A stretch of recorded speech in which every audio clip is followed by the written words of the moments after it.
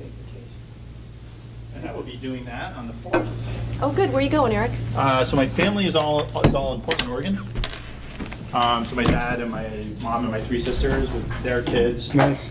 So I'm gonna fly out there with my oldest daughter, who's 7, and then I'm gonna go up with my dad to Alaska to go fishing. Nice. My daughter's gonna hang out with her cousins. Nice.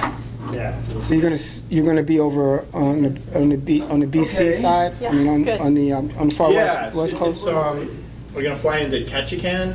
So if you look at Alaska, there's like that narrow strip that's next to Canada. Like we're kind of that narrow strip there. So southern.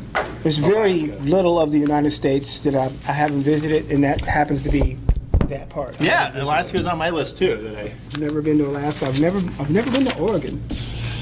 Now you can almost name any other state besides Hawaii, and I've been there. And you've been there? Yeah, So every do you single one. mind if I kind of put you? Right here? I obviously deliver a chair for you. You want me gonna- to sit in the crap? No, I can do that, Eric. I was struggling with like the chairs, like how to. I can do that. I'm actually going to sit in the seat of whoever vacated, because I think you guys normally sit in the same seats, don't you? Yeah, well, Shireen usually sits here because she keeps me in line. Jim So I'm gonna sit- and Peter were over here, right? So those are the. Yeah, and you're then- sitting in the right spot. And then Bob was over here. I'll sit in the right spot. Yep, right there. It's I got fine. lucky. Okay. And is our junior commissioner coming today? Do you know? Who is that? He did not say he wasn't, so I'm thinking he is. What's his name? What is, Eric, what's his name? I'm drawing a blank. We'll figure it out. Can't We'll ask him when he comes in. Hey, what's your name?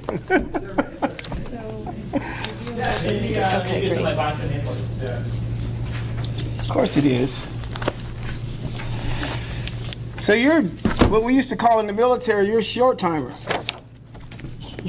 I said you're a short timer. You're getting ready to hit the road. What's that? Short timer. Short timer. It's when you it's when you get ready to take off for a while. You know, vacation. The vacation thing. Yeah. Yeah, I'm definitely feeling that way. Like All right, this is an interesting. Started a little late. I'm going to be doing the 3rd of July fireworks. So exciting, man. You get ready gonna to take vacation, man. You just always get a little antsy at the end, you know. It's like, man, I can't wait to get out of here.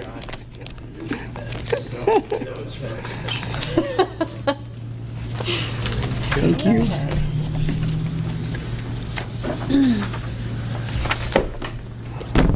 I went and did some digging, just trying to figure out where we are and what's going on here. And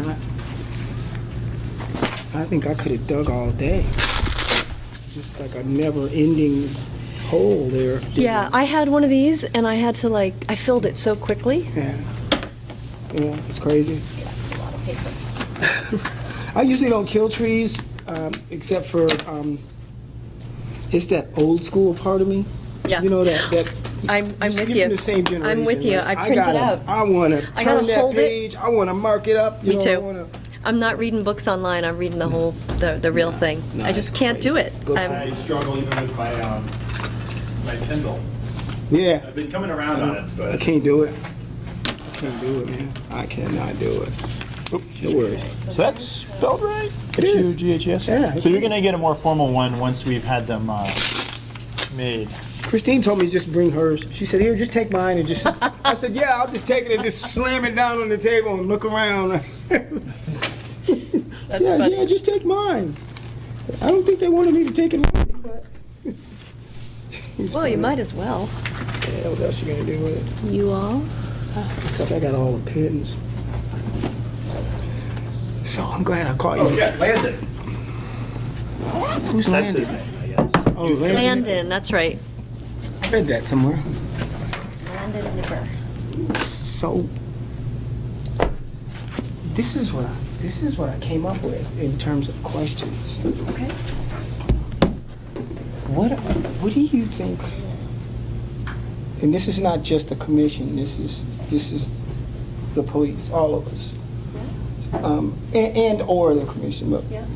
if you had to name 2 or 3 priorities, what would they be? What's the most important thing we can do? You mean for the commission, but for the department? I mean, I would hope if we're doing things right, they would work hand in hand. But I'd hate to have priorities that the department didn't share. You know? Totally. But I guess that could be possible. I I don't think know. that's yeah, that's a good question. I like it. I like the question. And then it gets us focused on, Yeah, I mean, at the end of the year, like, what are we going to accomplish this year? Well, I saw how you and Shireen struggled with that report, and I saw the questions that you asked, and I've looked at the 3 years previous reports, and I've looked at the, whatever that is, that's wicked cool. Okay. That's a cell phone. Nice. Hi, Dan. I've also seen, I am up, you say? because Turn this on. by charter, which Is that a is question? by statute, Title 17. Oh. I think it is. Even though I got it. Or title, well, anyway, wherever it is. The commission has the authority as delegated by the city council. I'm off. No, I'm And there has been on my specific own. powers delegated to the commission by the city council. And they're very specific. They are in terms Let me of get my glasses. oversight, and also very recently with this, resolution that came out a month ago. For the task force? Included in that resolution are some very specific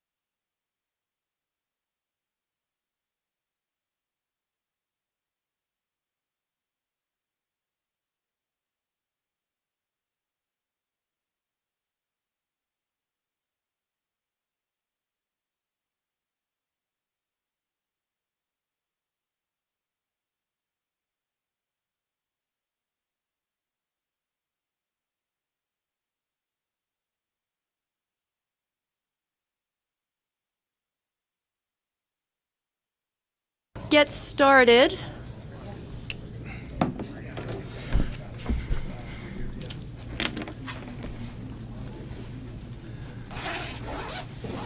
So, welcome. Welcome to the Police Commission meeting tonight. It's a beautiful evening out there, so I really appreciate everybody, especially in the public, taking time to come to the meeting. Today's the first meeting of the new fiscal year, and I'd like to welcome, first off, our new commissioners. We have Jabul Gamash. Jabulani Gamash, Jabulani Gamash. And these are just fake mics. No, Okay. No, they feed into the to the TV. Noted. And Mark Hughes. And you all, Hirjab. So welcome to the three of you. I also wanted to, there's some actually folks from the department here that I thought might be helpful for the new commissioners in particular to introduce yourselves. So maybe start with John in the back. Sorry, I'm all the way in the back. My name is John Murad. I'm the Deputy Chief of Operations. Welcome and welcome and welcome. Thank you. Hi, I'm Nancy Stetson. I'm the data analyst. Thanks, Nancy. So I'm Colbert Cradaville. I'm filling in as the clerk today while Laura is on vacation. So, yep, I normally work in policy and also special projects. Great. And Chief, I think everybody knows you. Pardon the pose up. Thanks for coming. I'm excited to have you here. Great. And Shireen Hart is on her way. She's flying in, so she'll be a few minutes late. She's the one that usually she's our vice chair, and she usually keeps me in line when I go off track, so hopefully she gets here soon. So first thing, any additions or modifications to the agenda? No? Okay. So the first sort of item of business is our city attorney, Eileen. Eileen's going to be reviewing sort of some of the necessary things that are helpful for commissioners to understand. I know that when I started, and I think Randall mentioned this when he started, it would have been nice to have more of an orientation. So this will be a good refresher for all of us and hopefully helpful to the new commissioners. Thanks. Great, and what I really want to do is give you information that you want to hear. So please, at any point, raise your hand and ask a question, and I will try to answer it if I can. So, and what I'm not going to necessarily tell you every detail, but the big issues that tend to come up for boards. So I'm going to start with the open meeting law. And the first thing that I want to say is that it's critical to understand what a meeting is, and there has been there have been some changes in the open meeting law to try to help define that so that you all know when there's a meeting or when there's not. And a meeting means a quorum of you. So that means if 4 of you are talking about police commission business, it doesn't matter where or how or in what context, if you're talking about police commission business, that is a quorum, and that is technically a meeting, and you got to stop talking until you go through the formalities of having a warning and agenda and have it be a formal meeting. You have to stop talking about police business.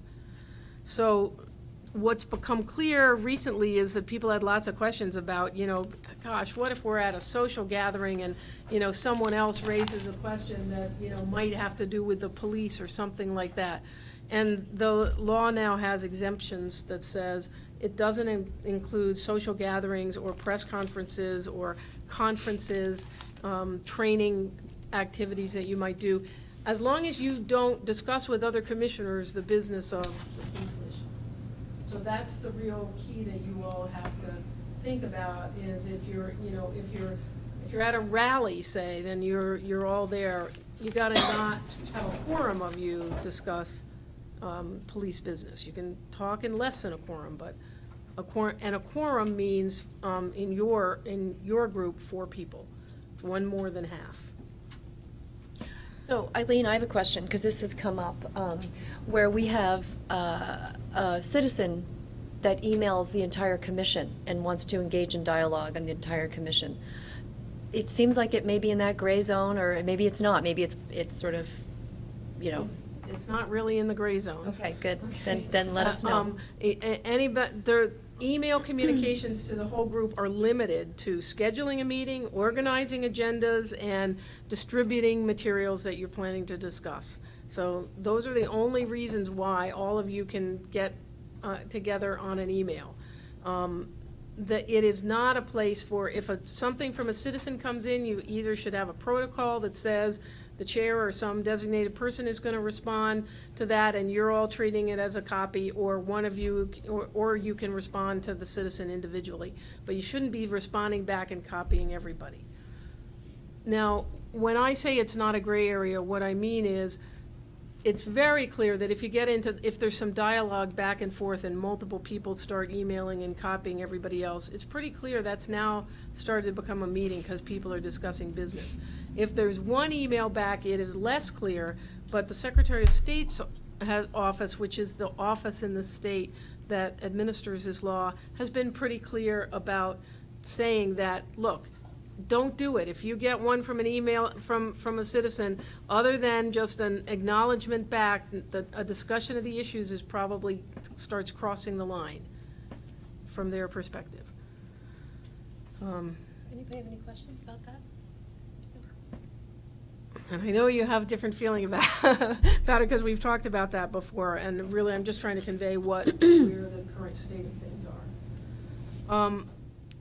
Another issue is that if you can't be present, there can be ways that a group can arrange to have you be present by telephone or conference phone. I don't know if you all ever do that, to have someone that can't be present. Because it does require some technology, because one of the keys is you have to be able to hear everybody in the room, and everybody in the room has to be able to hear you. So it requires you having the right technology. The city, in my experience, tends to struggle with having the right technology to do that everybody really can hear and participate. But that's a key of it. And then the other key to remember is if somebody is on the phone or on a Skype conference call or whatever, that if there's any vote taken by you all and it's not unanimous, it has to be by roll call. So if somebody's on the phone, it has to be by roll call unless it's unanimous. So the next big issue about meetings is that minutes have to be taken of every meeting. So there have to be minutes, and those have to be posted on the website within 5 days after the meeting. And you have staff who does that, but just in case you're wondering, that's the goal that everybody is working hard on, making sure that we meet, is to get minutes done and up on the website. What has to be in minutes is only a fairly bare minimum. All the topics covered, all the motions that are made or resolutions that are made, all the members of your body who are present, and any other active participants. And then finally, the results of any votes you take. That's all that technically has to be in minutes, and different boards in the city have different practices about how much detail they do in the minutes, other than that. So if any of you has questions about the level of details that are in your minutes, that is something for you all as a board to have some discussion. So the next issue is sometimes you will want to have an executive session. An executive session is the only time that the public can be excluded from your meetings. Otherwise, your meeting has to be open to the public for the entire time that you're meeting. And that means we got to make sure doors remain open and there's a way for the public to come in and out throughout the whole meeting. And an executive session can only be held if 2/3 of the members who are present at the meeting vote to go into executive session. So you got to remember that you have to have a vote for that, and you have to have 2/3, and it's got to get recorded. And then the other thing is it can only happen for certain very specific reasons that are laid out in the statute, and one of the reasons you have some of the materials is so you all can make sure you are familiar with what the reasons are for going into executive session.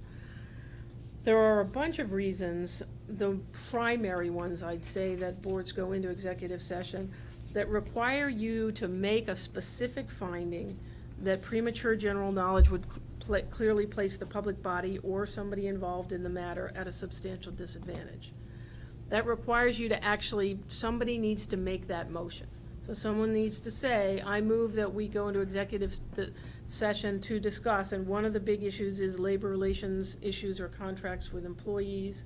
So one of the things you all do is that you often review, after action reviews of police officer activity, and somebody should be making a motion that says, I'm moving that to discuss, to go into executive session to discuss this, but at first, we want you to be making, I move that premature general public knowledge would clearly place either the public body or the individual officer at a substantial disadvantage. So you need to do that before you, and then, based on that finding, you move into executive session. Okay, and I think so I think you can look at the various reasons, but one of the big reasons is for you all to review after action activities. When you go into executive session, everything that you learn and hear in executive session is confidential, and you are not allowed to share it with anybody outside the executive session unless your entire board has some discussion about that and says this information is not protected. Otherwise, what you hear in executive session stays right here and doesn't get shared. Are there any questions about that? Because that's sort of a critical piece of the session. Are there, question, are there currently any provisions for information being discussed in executive session to be shared with, for example, city council, or are there no provisions for that being shared either? There are no provisions for that at this point. What I would suggest is that I think, we haven't finalized your guidelines on public complaints, right? No, public safety hasn't, Yeah. So I think, approved it yet. I think there is something in there that provides for some general report, and probably you're gonna need to think a little bit about what is contained in that. When you're dealing with employee labor relations, in addition to this general executive session law, there are a bunch of labor laws. First of all, the police force is unionized, so there's union laws, and then there's general employee privacy laws that we have to be concerned about in ever revealing public information about employees. I mean, you want to talk a little bit about what the law specifically precludes from executive session, and how we might deliberate on, I guess, Yeah. I think you see where I'm going with that. So there's a list of, there's a list of things that you can go into executive session and talk about: contracts, labor relation agreements, arbitration or mediation, grievances, pending or probable civil litigation, confidential attorney-client communications, negotiating real estate purchases, which you all probably will not do, appointment or employment of a public official, and there's a few more in this list. When you look at that list, that's all you can talk about in executive session. You cannot, if you go into executive session, for example, let's say you went in to discuss an officer, a specific action or an issue about an officer, your discussion in executive session is supposed to be limited to discussing that particular officer and that issue, not straying into other officers or general training matters or things that may relate to it but are not specifically the reason for the executive session. Sometimes when you go into executive session, therefore, you want to go in for more than one reason. Sometimes you might go in to discuss an employee matter and then also, or to discuss a matter about one employee and then a second employee. Sometimes you might want to go in to discuss a contract that you want to enter into. Sometimes one of the exemptions is that you can go into executive session to talk about a clear and imminent peril to the public safety. So again, that's something that may come up within but again, you have to specifically say that. So if you start drifting out of a discussion about an employee's actions into public safety issues, then you need to come out and go back into executive session saying you're using this other exemption to talk about it. It's kind of. So that has to be in the minutes, that this is why we're going in, being very, okay, got it.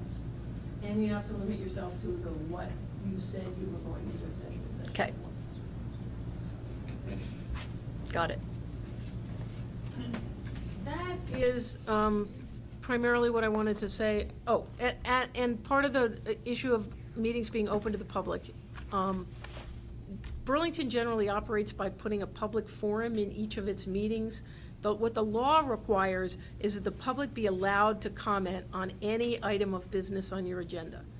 And you can choose how you want to do that.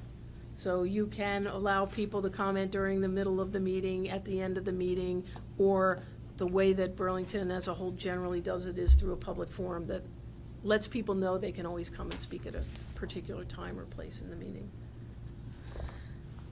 The second thing I wanted to talk just briefly about is public records law, because as you are now public officials, you are a public body, and any record that you have or do, the notes that you are taking here technically are public records of the city of Burlington.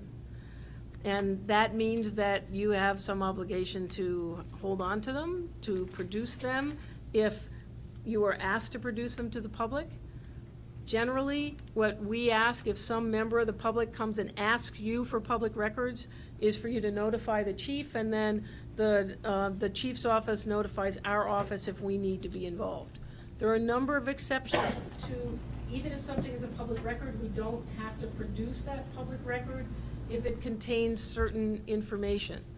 And our office coordinates that for the city of Burlington where there are possible exemptions, and looking at what those exemptions are and whether or not something actually fits it or not. You all should have been given from the clerk treasurer's office a burlington.gov email address. We ask that everybody use that address for any business you do. And remember that for you all, business means if a citizen is contacting you and you're responding as a member of the police commission, that's commission business. That's a public record if you're putting something in writing. And if we are asked for public records dealing with a particular topic, we have to produce those records, as well as the records that the chief may have generated or the mayor may have generated. We have to, you all are public officials now, so we have to produce those. If you're getting emails on your private email account, someone contacts you and gets started talking about commission business, we suggest that you just forward it to your city account so that it's in the archiver. That way you don't have to get bothered by us bugging you, and there's a very short time frame for producing documents when someone requests them.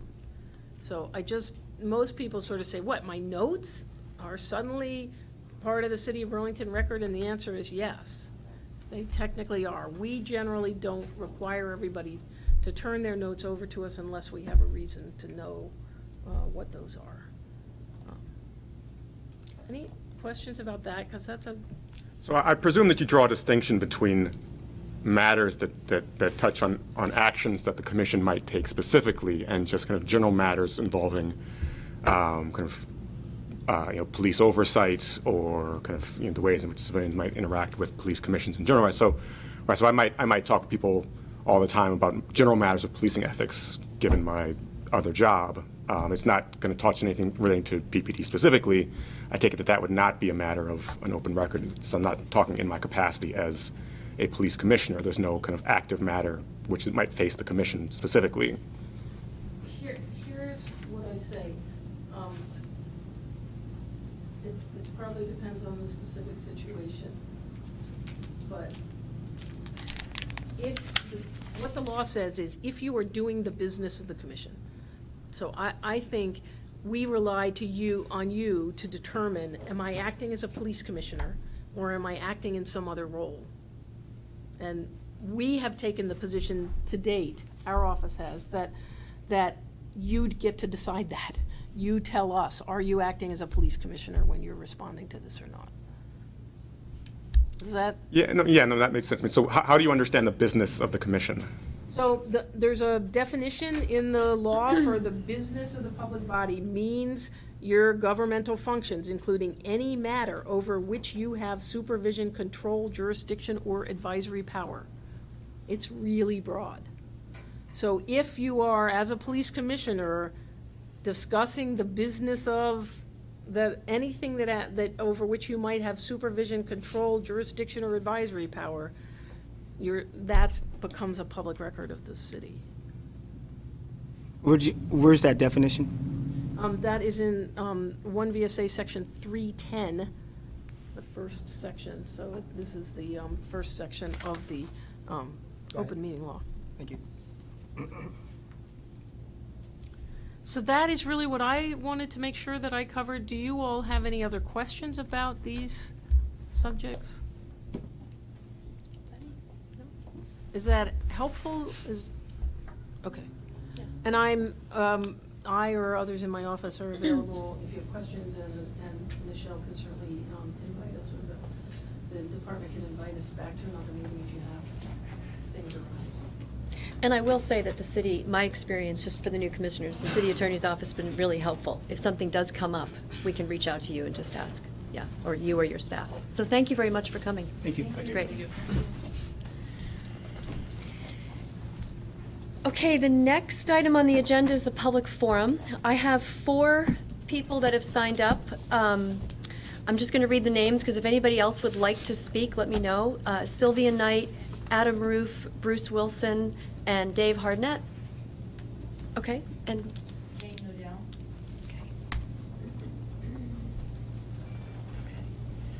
so how we've been doing it is we've been just giving folks 4 minutes to talk. Usually Shireen is our timer, and she'll raise her hand when there's 1 minute left. Does anybody want to, will you, thanks, Jabu. So Jabu, when there's, after 3 minutes, just let them know, and, okay. Thank you. Let's start with Sylvia Knight. Hi, Sylvia.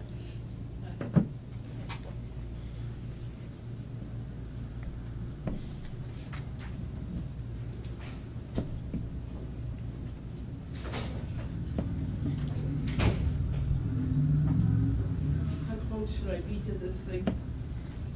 That's fine. Thank you for this time. Thank you for the public forum piece. This is my first, I never attended one of these commission meetings before. But one of the reasons I came is that I've been rather upset by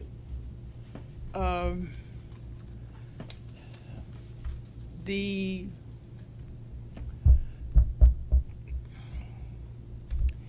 incidents of police using, abusing power over my black brothers on downtown in Burlington, being thrown up against a wall and being knocked unconscious. And I have seen this for too long in this country. I lived in Philadelphia in the 60s and 70s, but we're here now.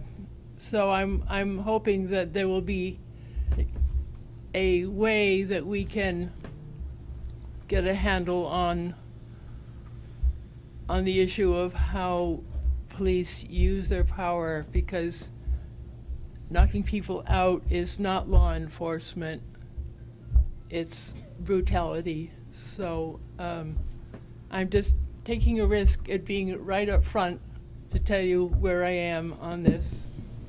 And can someone tell me whether there's some movement afoot to establish a council to study this problem?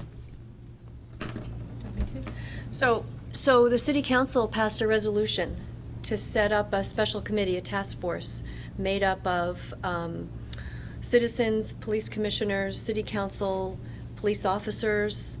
Who else am I missing? Is that? And this task force was given the charge of looking into the issues just as you've described. So there is movement. Pardon? And a separate budget. And a separate budget, yes, there's a separate budget assigned to that.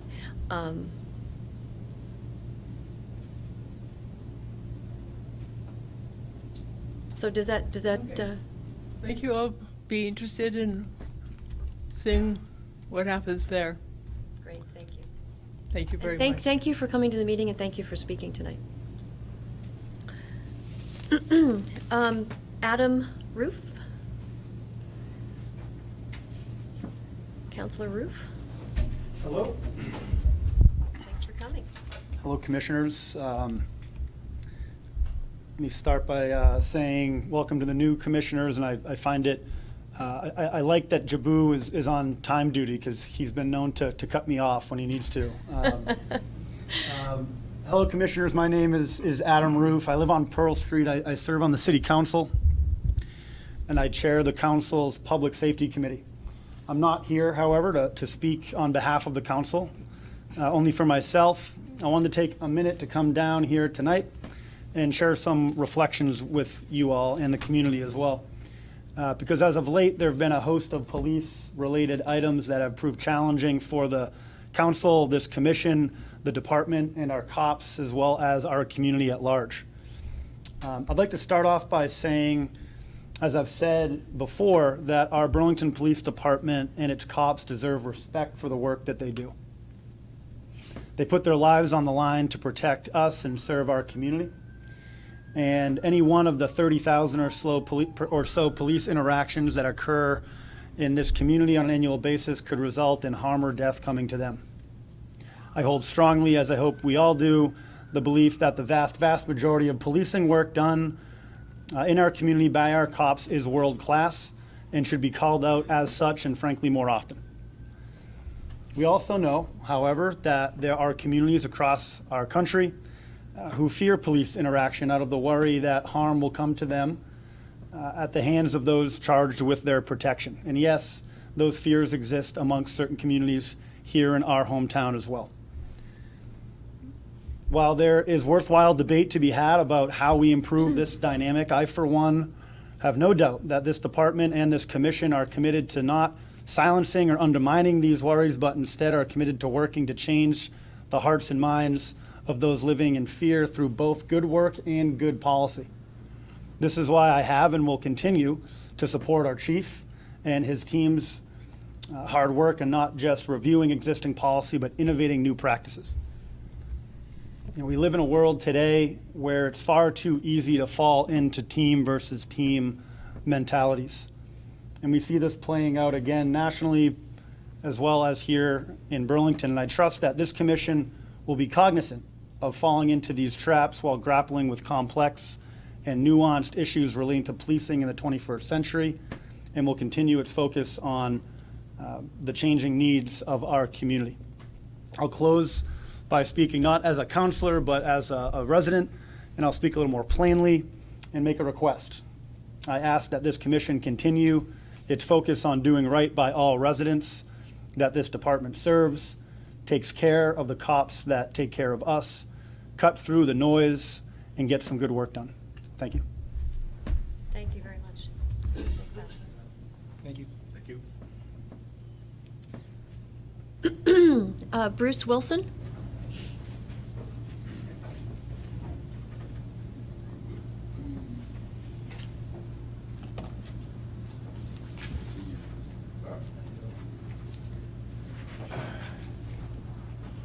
So thank you for letting me say a few words. And I'm Bruce Wilson, Executive Director of Service Renewed Incorporated.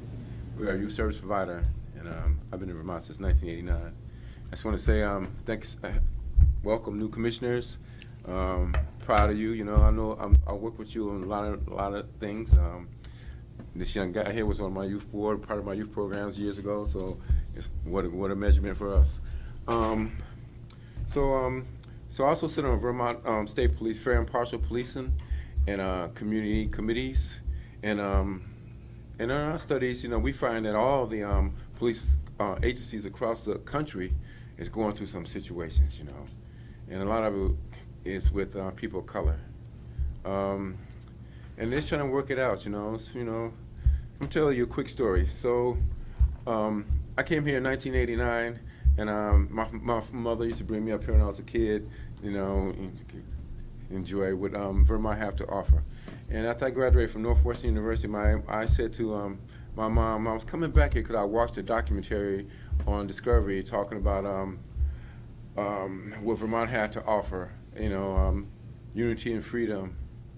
Underground Railroad came through here, was against slavery. And I'm like, wow. And I was raised in civil rights movement in Chicago, from Chicago, Illinois. Like Jesse Jackson, all those people used to come by my house. My mother was kind of popular then. So I told my mother I was coming. She said, "You're going to make a difference, you know."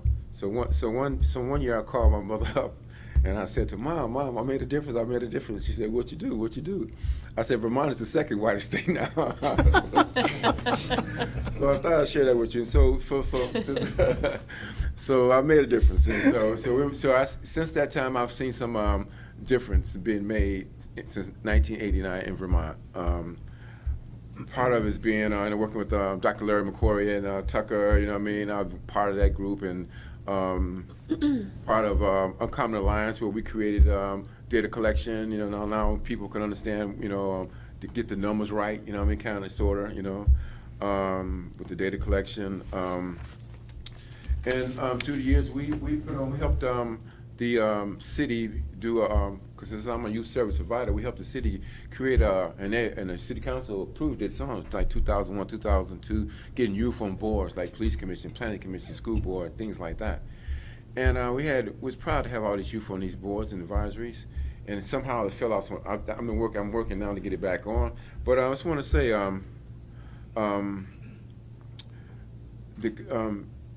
thank you for continuing. I'm sharing with the community events years ago. We put that together, and I want to thank the chief for continuing with the community events. That's awesome. And so many people show up to those, and I think that a little more help, we can get more older kids there, people of color, more activities for them, and let more of the planning. Talking about getting youth back on the police commission. We actually have a youth on the police commission, and he's usually here, but awesome. he's not here today. Awesome. I didn't know. But the good thing about it was I'm sharing another good measurement for us, because yes, sir. Go ahead. Oh, that's your 3 minute time. Sorry, 1 minute. Jabu is the timer. Okay, so I'm quick now. So I'm just happy too. We have another good measurement that one of our people who was a part of we put on to police commission was Terry Pomelo. Now he's with the foundation. What another great measurement is that these youth continue to be part of the police department. Now another part of it too is you're talking about you doing the implicit bias training. I'm hopeful that every person of color, every commissioner can go to this training, actually learn whoever, I hope somebody African or person of color is doing the training, and come back and teach these wonderful officers, our Burlington finest, about how it feels, what they learn, and then actually implement what it feel like, what it is to be a African American. Like for me, I didn't go to school with most of the people here. We didn't go to church together. They're not my neighbors. And so how they learn about me is from from magazines, from TV shows. Oprah probably saying something good about us. So when I talk to people, like, look at me. When they see me on the street and they talk to me, Go ahead. No, go ahead. Just finish your thought. When they see me, they don't know my programs have over 50 awards. They don't know that my program created the youth program for that. They don't know all the things that we've done for youth in the state. They look at me like, until they get to know me, then they know that, well, this person is all right, So that's what I'm trying to say is that, so I think every person on this commission should go to that training and come back and facilitate it too. Mark, you know how to do it, and everybody know how to do it. Just put some flavor. Now I do a reenactment or something myself. So thank you. Great. Thank you very much, Bruce. Thank you. Thank you. Dave Hartnett?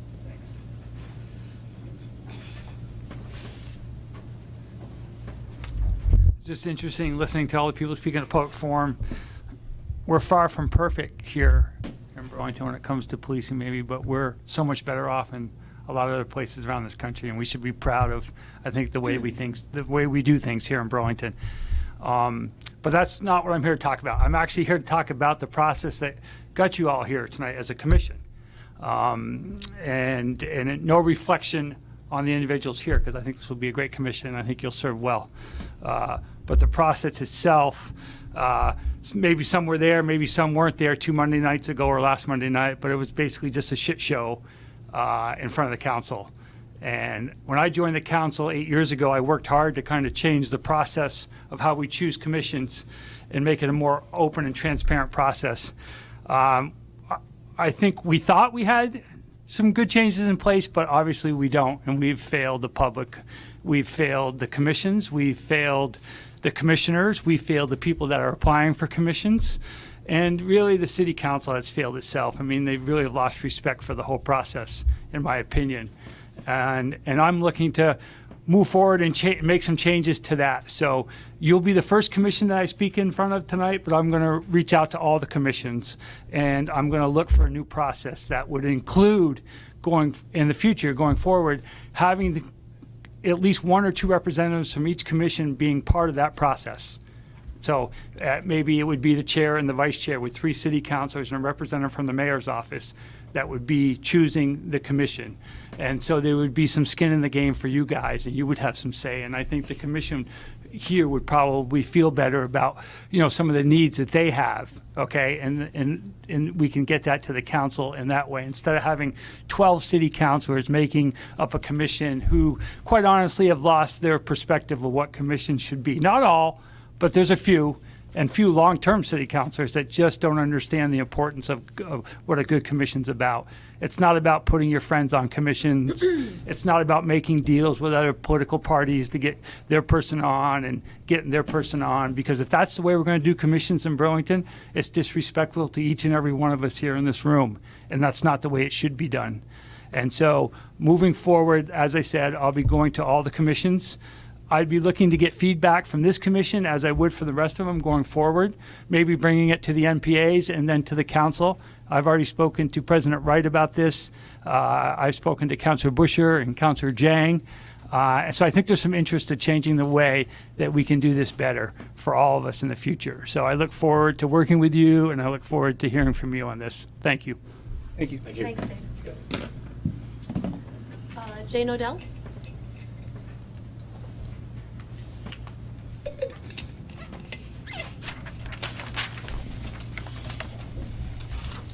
Much. Good evening. I'm happy to see that later tonight you're going to be talking about implicit bias training, and earlier speakers have talked about the very intensive work that will happen about excessive force policies. I'm here to talk about an idea that was floated at a recent city council meeting and luckily did not garner any support, but I think needs to be openly addressed. And that is that there was a resolution that called for downsizing the police department, for reducing the size of the number of officers that serve the city of Burlington. And I want to express my very strong view that that would be the wrong direction to go. I hope that that is not a direction that this commission will go.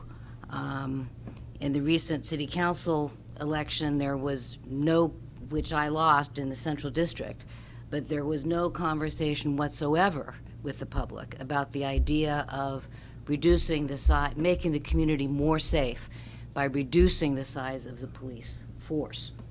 And so I want the commission to understand that in my neighborhood, in the Old North End, there is a lot of support for community-based policing. And if we were to reduce the size of our police force, that would mean a step away from community-based policing, which is a more labor-intensive way to pursue public safety, because it is about making relationships, building relationships. We're happy to see the officers on the beat in my neighborhood in Pomeroy Park, because we've heard that the drug dealing is kind of picking up again. We don't want to go back to the time when there was open dealing in our parks and on our streets. And community-based policing, which I fought for with the community between 2013 and 2019, and got great support from this chief, got great support from the commission, from the department. It has made a big difference in the Old North End. North Street is now a place where everyone feels comfortable. Our parks are a place where everybody feels safe and welcome, like it is their place in the Old North End. There is broad support for our officers, there's broad support for the chief, there's broad support for the direction that this commission has gone, and we don't want to go back. So I just wanted to make it, and I have a lot of contact still with people every day, in the Old North End. So I want to thank you, all the best to you, to this commission, and your work is so important to the quality of life of everyone in the city. And I just hope that it is a very serious trust that you hold on our behalf. Thank you very much. Thank you. Thank you. Does anybody else that hasn't, would you like to come up and have public comment? Thank you. Could you just tell me your name? So Amanda Hannaford. Hannah Ford? Okay, just want to make sure I get this. Thank you and welcome. Thank you. And I actually came, I've never been to this meeting before, so I didn't know you could actually ask questions and get answers. So I didn't raise my hand before. But I just had a question about, I live in downtown Burlington, and there was a death behind my building on April 18th in a dumpster. An accident of some kind. And I've been trying to find out information about it because the individual, Daniel Gomez, who died, was somebody who had been around for a long time. And it was briefly on the news, and I reached out to Laura Cheney. I just haven't heard back a few days ago. So I was wondering the best, and I've been looking on the press releases that are now published, which is very nice. I like that. But I haven't seen any information about that, and I was wondering the best way, if that's public information, and how one gets that information if it is public. Deputy Chief Murad, can you give an update on that? So you're describing, there was a situation with an individual, presumably transient, who fell asleep inside a dumpster. He was not discovered by us or reported missing. He was discovered at the waste facility in Williston, I believe. I don't at the moment have, off the top of my head, follow-up on that incident, but I can find it for you and Do you know who has the case? Does the Williston have the case because he was discovered there? I believe so, yes. Okay, I didn't know if that was the case. Okay, that's it, yeah, I'll follow up with you. Please. Great, thank you. Thank you. Thank you. Would anybody else? Yes, Kurt.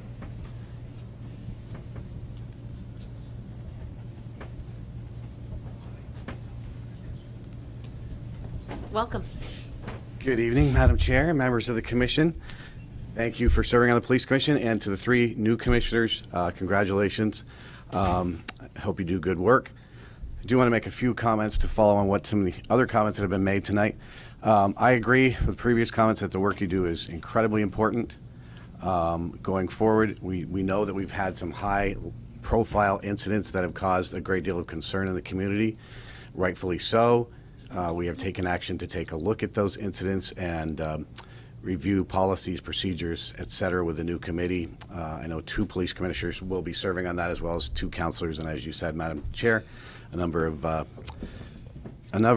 citizens as well.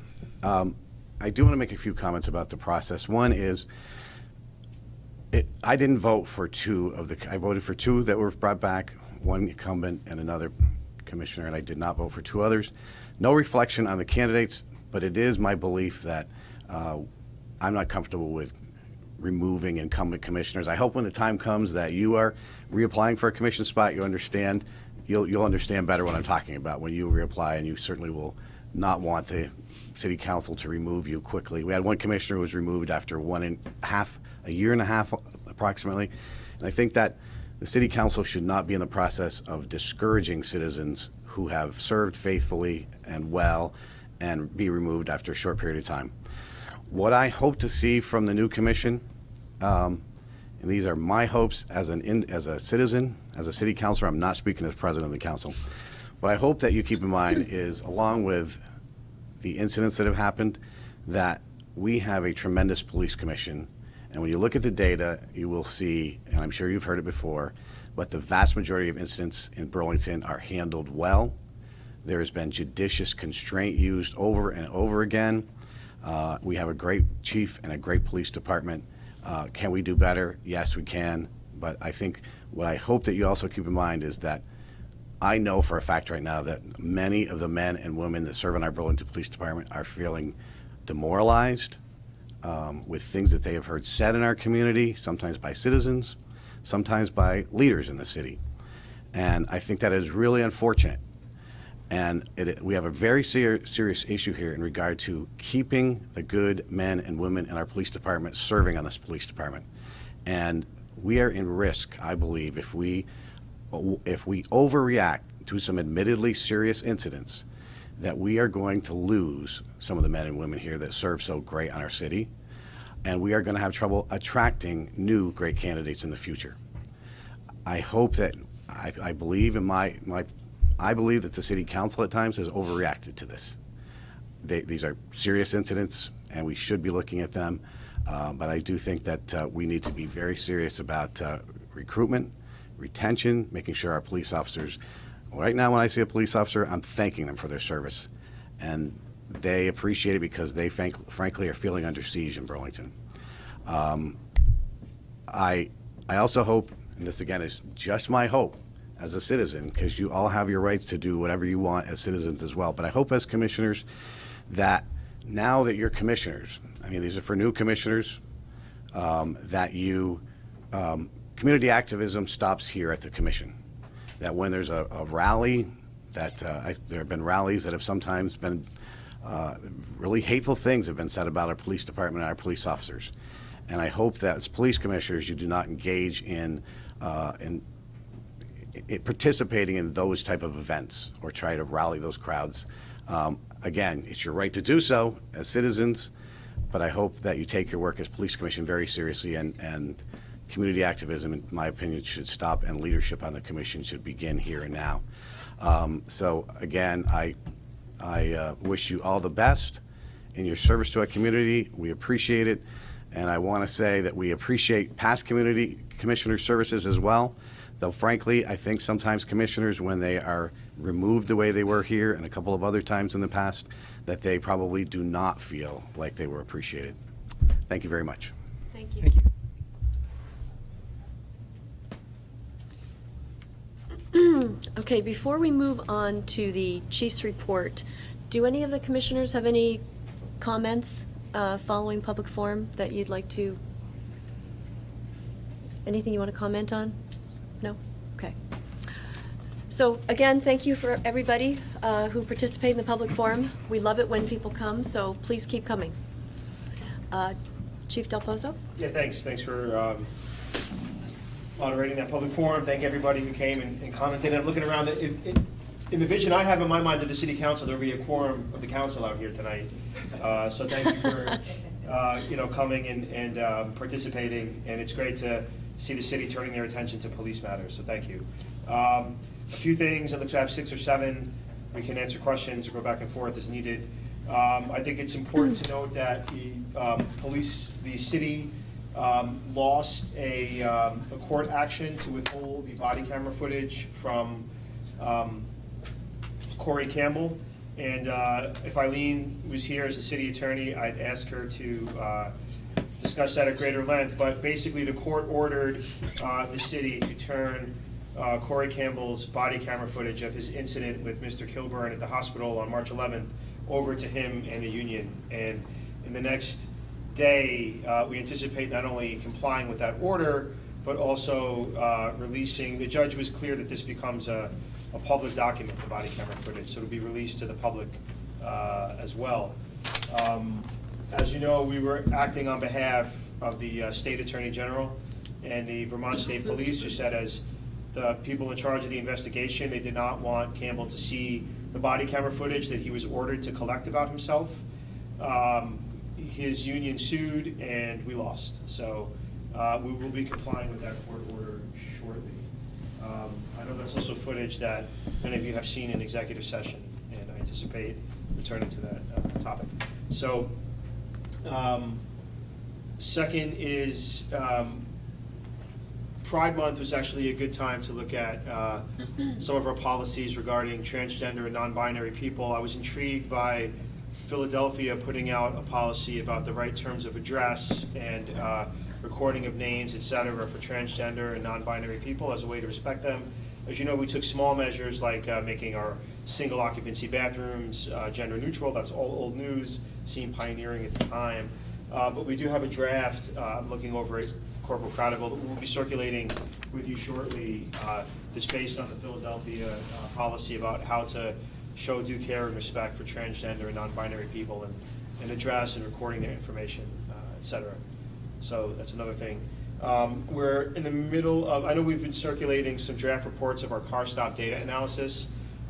Eric and Nancy have been very, very, very fastidious about reviewing and auditing the work, looking for missing data, sampling to make sure that the data that we do recover doesn't belie some trend that differs from what we've disclosed, all of that.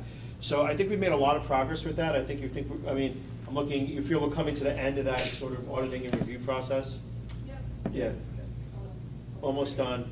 And so we're looking forward sometime in July, which now we're in July, to releasing the car stop race data.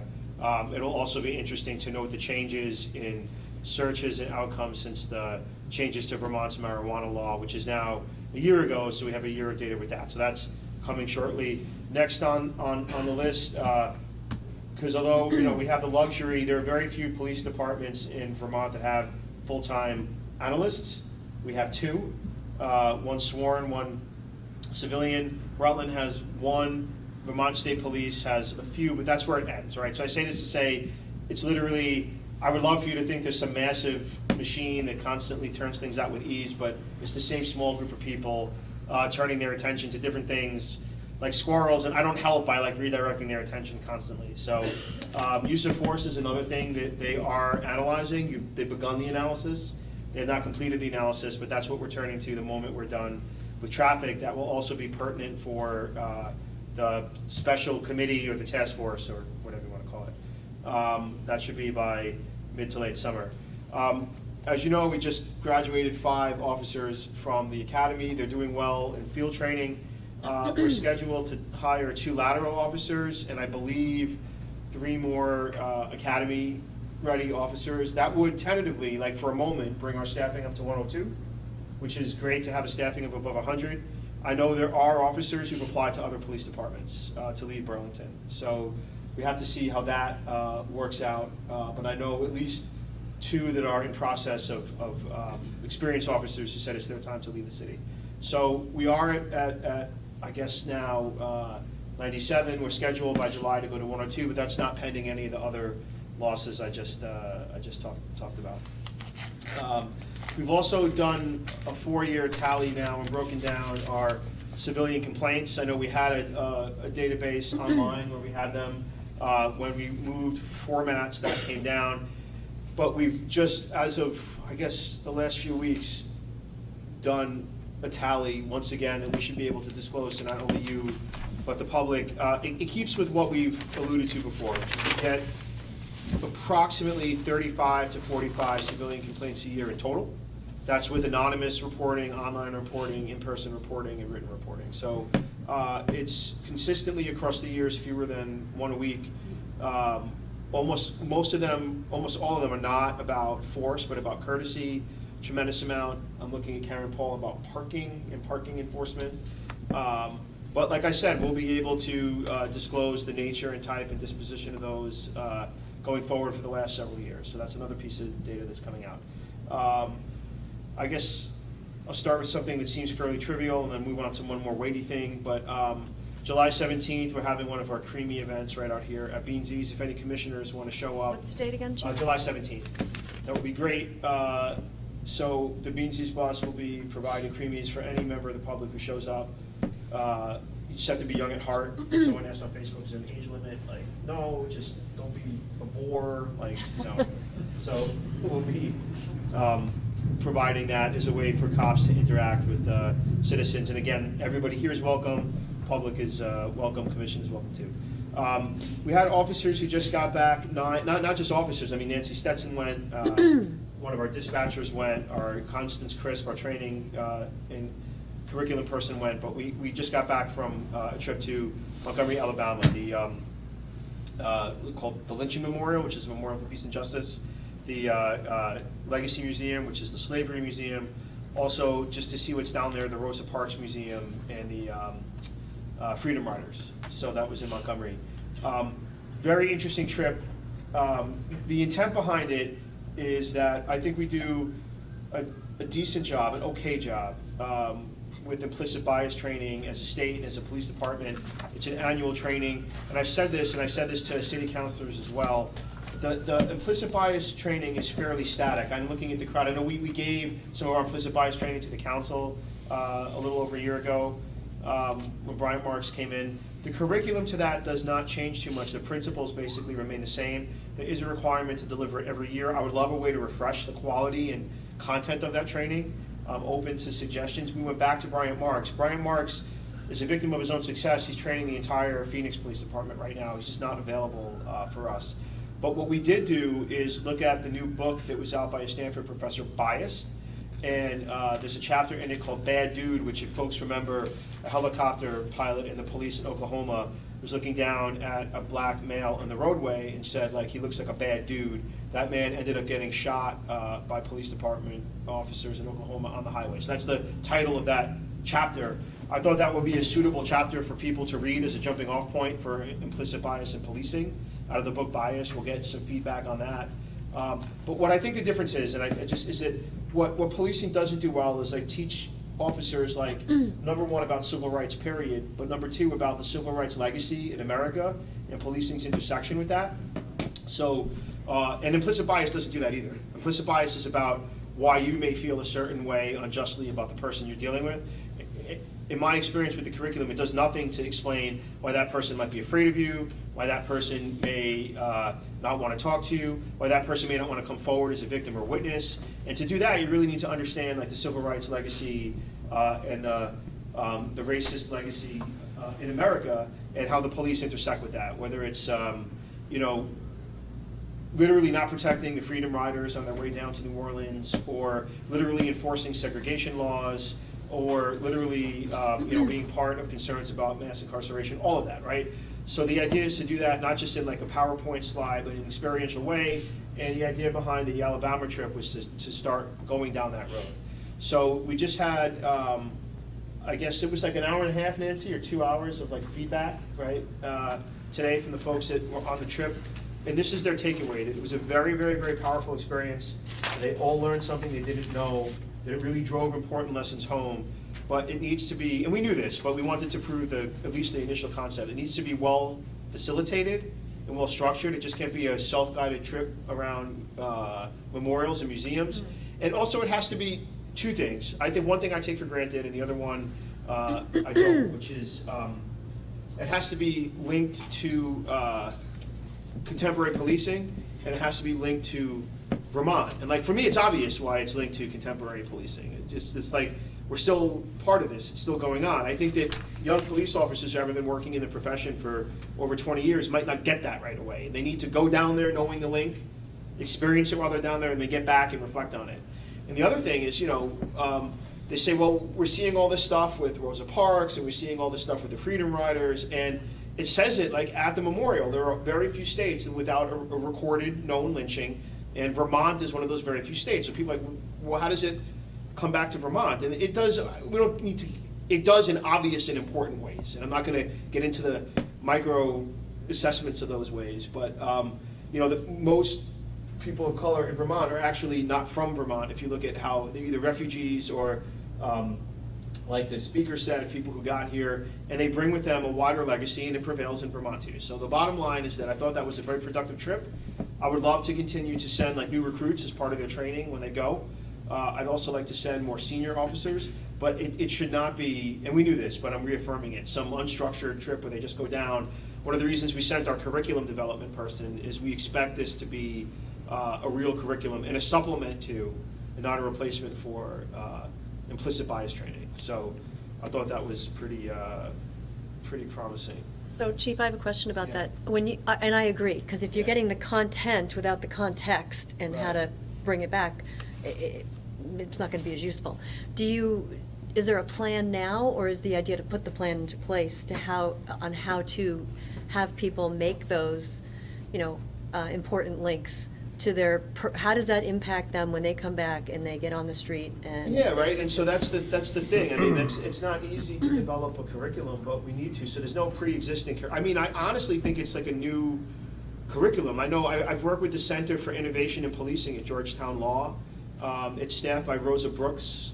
You know Barbara Ehrenreich, the author, that's her daughter, and Christy Lopez, who wrote the Ferguson Report for the Department of Justice. So they run a program where they bring Washington, D.C. cops in, and they take them, they're in D.C., so they get to go to the museums, they get to go to the memorials, but they also, like, for D.C. cops, every year, they bring them in and give them civil rights history training. They give them lesson plans on civil rights. Like, we don't have that. Actually, we don't have that here. We don't have that in Vermont, period. Like, there's no training anywhere. And so I'd like to find some money that's not an appeal, but I'm saying I think there's got to be money in the city to, like, actually properly get, like, a proper curriculum built around this that involves the trip as an experience, but that we can, like, accomplish exactly what you're saying. And not just make it like, our critics call this a PR stunt or window dressing. I take it at face value. They're not being really realistic or fair. They're just trying to be critics. But we want to make this something that is genuinely valuable. And if you know anybody, I've been referred to the possibility of a history professor at UVM who deals with the slave trade. There are some people on the national scale, but I would love to. If anyone has any, especially, I know Randall, you're in the UVM community. If you know anybody who want to develop a curriculum, I think there's some funding for it, and I'd love to hear who might be good. My only thing when I think of curriculum is that, if it stays heady and more history, you're not going to touch the hearts of the police officers. Right. In my experience, the only thing that changes people is when you touch their hearts. Then things change. So making those connections, I don't know who the right person is, but somebody that's got skills in facilitating, where even people can ask dumb questions, or because if you can't ask the question because you're afraid you're going to get jumped on, you can't have that internal change happen. So I think Mark has asked some really good questions. We were talking about what are the objectives of the police commission moving forward. This to me seems like a really important one to develop some kind of. And maybe it's a curriculum, Anyway. No, so there's two, one of the things that's worth reflecting on, and I think this is what a good experience can achieve, is one of the cops came out of the museum like really furious and said, I can't believe that all those people had all those horrible things done to them, and no one ever held them to account. Like, there was no justice. As a cop, he's thinking of retributive justice, and he's thinking of accountability and arrests. But he's like, I can't believe that all those lynchings happened, all of those deaths happened, all that segregation happened, all the beatings happened, all of that happened, and no one was ever held to account for this. Like, where were the cops doing their jobs and government doing its job? And that was like, so he's on the verge. The thing is to take that sentiment, and I'll bring it right into the present and capitalize on it. And then I think the most interesting thing that one of the officers said at our debriefing today was, I just want to do what I can do as a cop to make sure that in 50 years, people aren't looking back at us now and saying the things that we're saying about people 50 years ago as far as police and civil rights. And I thought that was like really, really insightful. So there's these like germs that are there, these seeds, and we just have to like figure out how to engage. And that's where I would love some professional like competence brought into something like, not just like Chief Del Pozo trying to figure out how to make a slide. No, it's actually Right, for the case right. of cars. Wondering if my jacket was. That's all I have for that. If you have any questions on any of the stuff we talked about, that's all I have for that. Anybody have any? Very, very quick question. So are you able to say right now with the two potential lateral hires where those are coming from, or is that not? One is probably Atlanta and one is probably New Jersey. And do we have information about kind of conditions under which they're leaving those departments? Oh, it's favorable. So one of the things that we, have you done any of the backgrounds? I know you can't talk about their particular backgrounds. Not on these ones. Yeah. No, these are people who want to come to, they believe in Vermont. So, and I think one of them, his actually wife is a nurse, he'll be working up here. So he's following his wife, and the other one, just the pay is much better here than Atlanta. But by way of reassurance, we always, I don't know what you think about the efficacy of a polygraph. We can talk about that at length. I have very,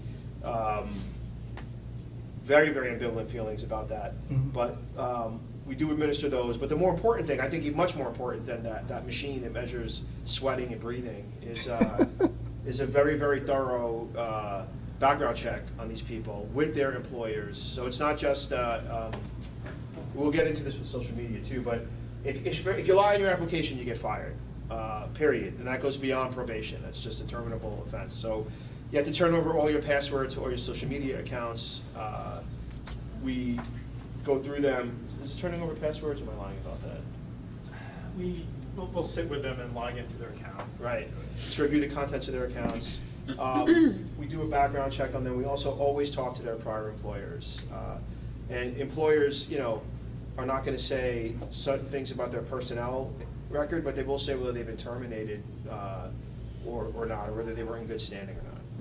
So, but then presumably, again, I'm not talking about the two officers that Yeah. we're trying to hire right now, but presumably it's possible for officers to have kind of disciplinary concerns in their record which are not disclosed at the time they make a lateral transfer from one department to another. Right, so if in general, right, if someone has a disciplinary concern that is minor enough for them not to be terminated from their police department, then there's a chance we wouldn't know about that. But I don't know if you want to talk about the nature of the background checks we do, but they're not perfunctory, and that's one of the reasons it takes so long to hire someone. Yeah, I mean, I think, right, like one of the prevailing concerns is that an officer who doesn't lose their ability to be a police officer, become a police officer again, right? And I think that's a real concern. When we do our background checks, we talk to supervisors from prior employment. We also talk with coworkers who sometimes are in a position where they can be more frank, right? Because some organizations, outside of law enforcement, also will have company policy that they'll only confirm someone's employment or their employment dates. So we try to cast a wider net, so we're able to catch areas of concern. Yeah, because of course the worry is that the bar to be terminated for a disciplinary concern is often pretty high, and so there's all sorts of misconduct which can happen shy of that level. And so over the last, I guess even since you've been chief, if there have been any potential lateral hires that decide not to try to bring in because of concerns that were disclosed during that process?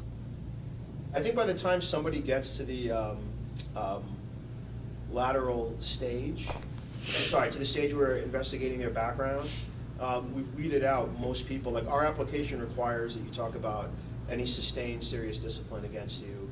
If you don't disclose it, you're terminated. It also requires that you provide the names of all the positions you've held plus your supervisors. So somebody who's got something to hide, I think, has to really be naive to think we're not going to try to find it out. So the answer is no, and one of the reasons why we haven't had very many since the time I've been here, how many laterals would you say we've had? Like half a dozen? Last night, a better memory on that? Yeah, I'd say 2 a year, maybe? less than a dozen. A dozen? I would say much less than 2 year that. spans. When I was in that position, overseeing the hiring process, I might have had 4 or 5. But the credit to the process, our background was done and followed through by our technical bureau, and assigned those to those who are best investigators. So we do take the time and really take the energy to make sure the candidates are processed correctly. And like the chief was saying, by the time it does get to a background check, I would usually say 80% we get that. Just talking about very thoroughly, and most of the indicators that we would be concerned about is that he's one of the surgeons. Of course, we continue with background checks and make sure we cover all our ends and make sure we do our best to identify any indicators that would lead us to believe that the candidate would be better. We good? Okay. Looks like John was going to say. Any other comments or questions for Chief Del Pozo on the chief's report? No, I think that's a great, I think Randall has a good point. If you want to follow up on that, we can, because our goal is to not end up having to fire or discipline someone because we made the wrong hiring decision. And just to reassure you to that end, I can think of, in my time here, 2 people who I fired in the last 2 weeks of the police academy, I said to someone, I may have said this before, you're not going to fit in. And somebody just graduated from the police academy saying, I don't like the feeling I'm getting, you're fired. So, we're not just trying to fill boots, right? So Chief, with some folks leaving and some coming, where are we at numbers? So right now, like I said, I think we're steady at 97, poised to hire another 5, including the 2 laterals through to the academy. That would bring us to 102. But I know of 2 people who are looking to leave the police department. So we have applications out elsewhere. Thank you. Madam Chair, if I'd be allowed to ask. Brandon, thanks for the updates, and I wanted to just go over to the traffic stop piece. You covered a lot of stuff, so I have a couple questions, if that's okay. One is on the traffic stop data. So is that the 2018 data? Yeah, not only that, but for searches and some other data, 2019 as well. I mean, where are we? I know we're up to date with searches in 2019. Is there other? What's that? Yeah, I mean the report mostly focuses on Yeah, but That would be the 2018 data as per Title 20, 2366. Right. Yes. Yeah. Okay. And the use of force data that you talked about, so is that somehow or another going to be incorporated in the requirements that are being put forth in the recently released, I have a difficult time speaking, I had a tooth extraction. The recently released resolution, there's a requirement for to start a data collection process that's also consistent with Title 20, 2366 as well. This is the resolution here to the city council? The new task force. Yeah. Yeah, I could read it if you'd like. It says, be it further resolved that in addition to data collection pursuant to Title 2366, 2366, when reporting traffic stop data outcomes, law enforcement officers include the type of force employed to effectuate the stop during the stop, if any, and that this and all data collected pursuant Title 20, 2366 should be included, should include data through June 30th, 2019. Be reported to the police commission, blah, blah, blah. Right. So is You're that, saying traffic, so I'm saying force used during traffic stops, just to be clear what? I can just provide this to you so you can take a look at it. So I was just, back to the microphone, just mostly curious just to understand if the data that you're collecting right now on use of force is pursuant to, would that be applicable to that requirement? Well, because what I'm reading, I just want to be sure I'm reading the right thing. This is saying that legally, everybody in Vermont is required to report traffic stop outcomes, as according to US 20 USA 2366. And this is saying that we also want our officers to report when they use force during a traffic stop, right? Right. And so the data that we collect for use of force will include data that we collect for using force during a traffic stop. So we'd have to go, there are few enough incidents, meaning typically, like we said, between 190 and just over 200, where we can go and say these incidents here were pursuant to a traffic stop and comply with that requirement. Okay, thank you. I just wanted to better understand if that was, if the use of force data that you're working on, Nancy, if that was the same data, if we're talking apples and apples. It sounds like it is. And I apologize for missing the meeting that I was supposed to be at yesterday because I would have had this question answered. Okay? The other question that I had was relating to the trip to Alabama. You mentioned in your report out that there was, you saw some officers starting to come around because they were starting to, ask those questions, those difficult questions about, how could somebody allow that to happen and so forth. So were you able to make any correlation, any connection to just the age-old angst of what the civil rights presented relationally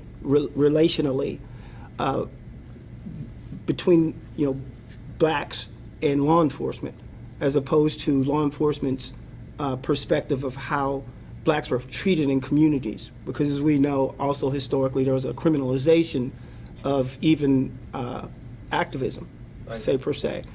So there was, which remains to this day, because clearly this could, serve us well in our community here, because that would, help to, help law enforcement to better understand some of the angst that exists in our communities and communities of color and so forth. right. I just want to make sure that it was a productive trip in that particular way, because it sounds like it's a conversation Well, no, that's I not mean, happening. The memorial and the museum both make that relationship clear, right? Okay. And so any curriculum that gets built, and that's one of the things, there are pictures Mm-hmm. there that are famous, but I think some younger cops who haven't seen them, of police officers with dogs, like ripping the clothes off of Mm-hmm. activists on the march. Like, that's not, if you go and take the museum seriously, for example, that can't be ignored. They also talk at the museum about how police would open up the jails and turn prisoners over to be lynched, to lynch mobs, and how the police would be at the lynchings, right? Like, participating. So that's so it's not merely just how could that happen. And if you're absorbing the curriculum and it's well presented and the material, like, it'll also convey what you were talking about. Thanks for that. That's all I have. Thank you. Okay. Anybody else? No? Okay. Thanks, Chief. This implicit bias training, I'm going to let Shireen talk about this, because you had Yes. asked to put it on the Yeah, agenda. so I asked to put it on because after our last meeting, we got I think there was an email to all current then commissioners about implicit bias training, and it was one of those aha moments of, well, of course, we as a commission should be having implicit bias training.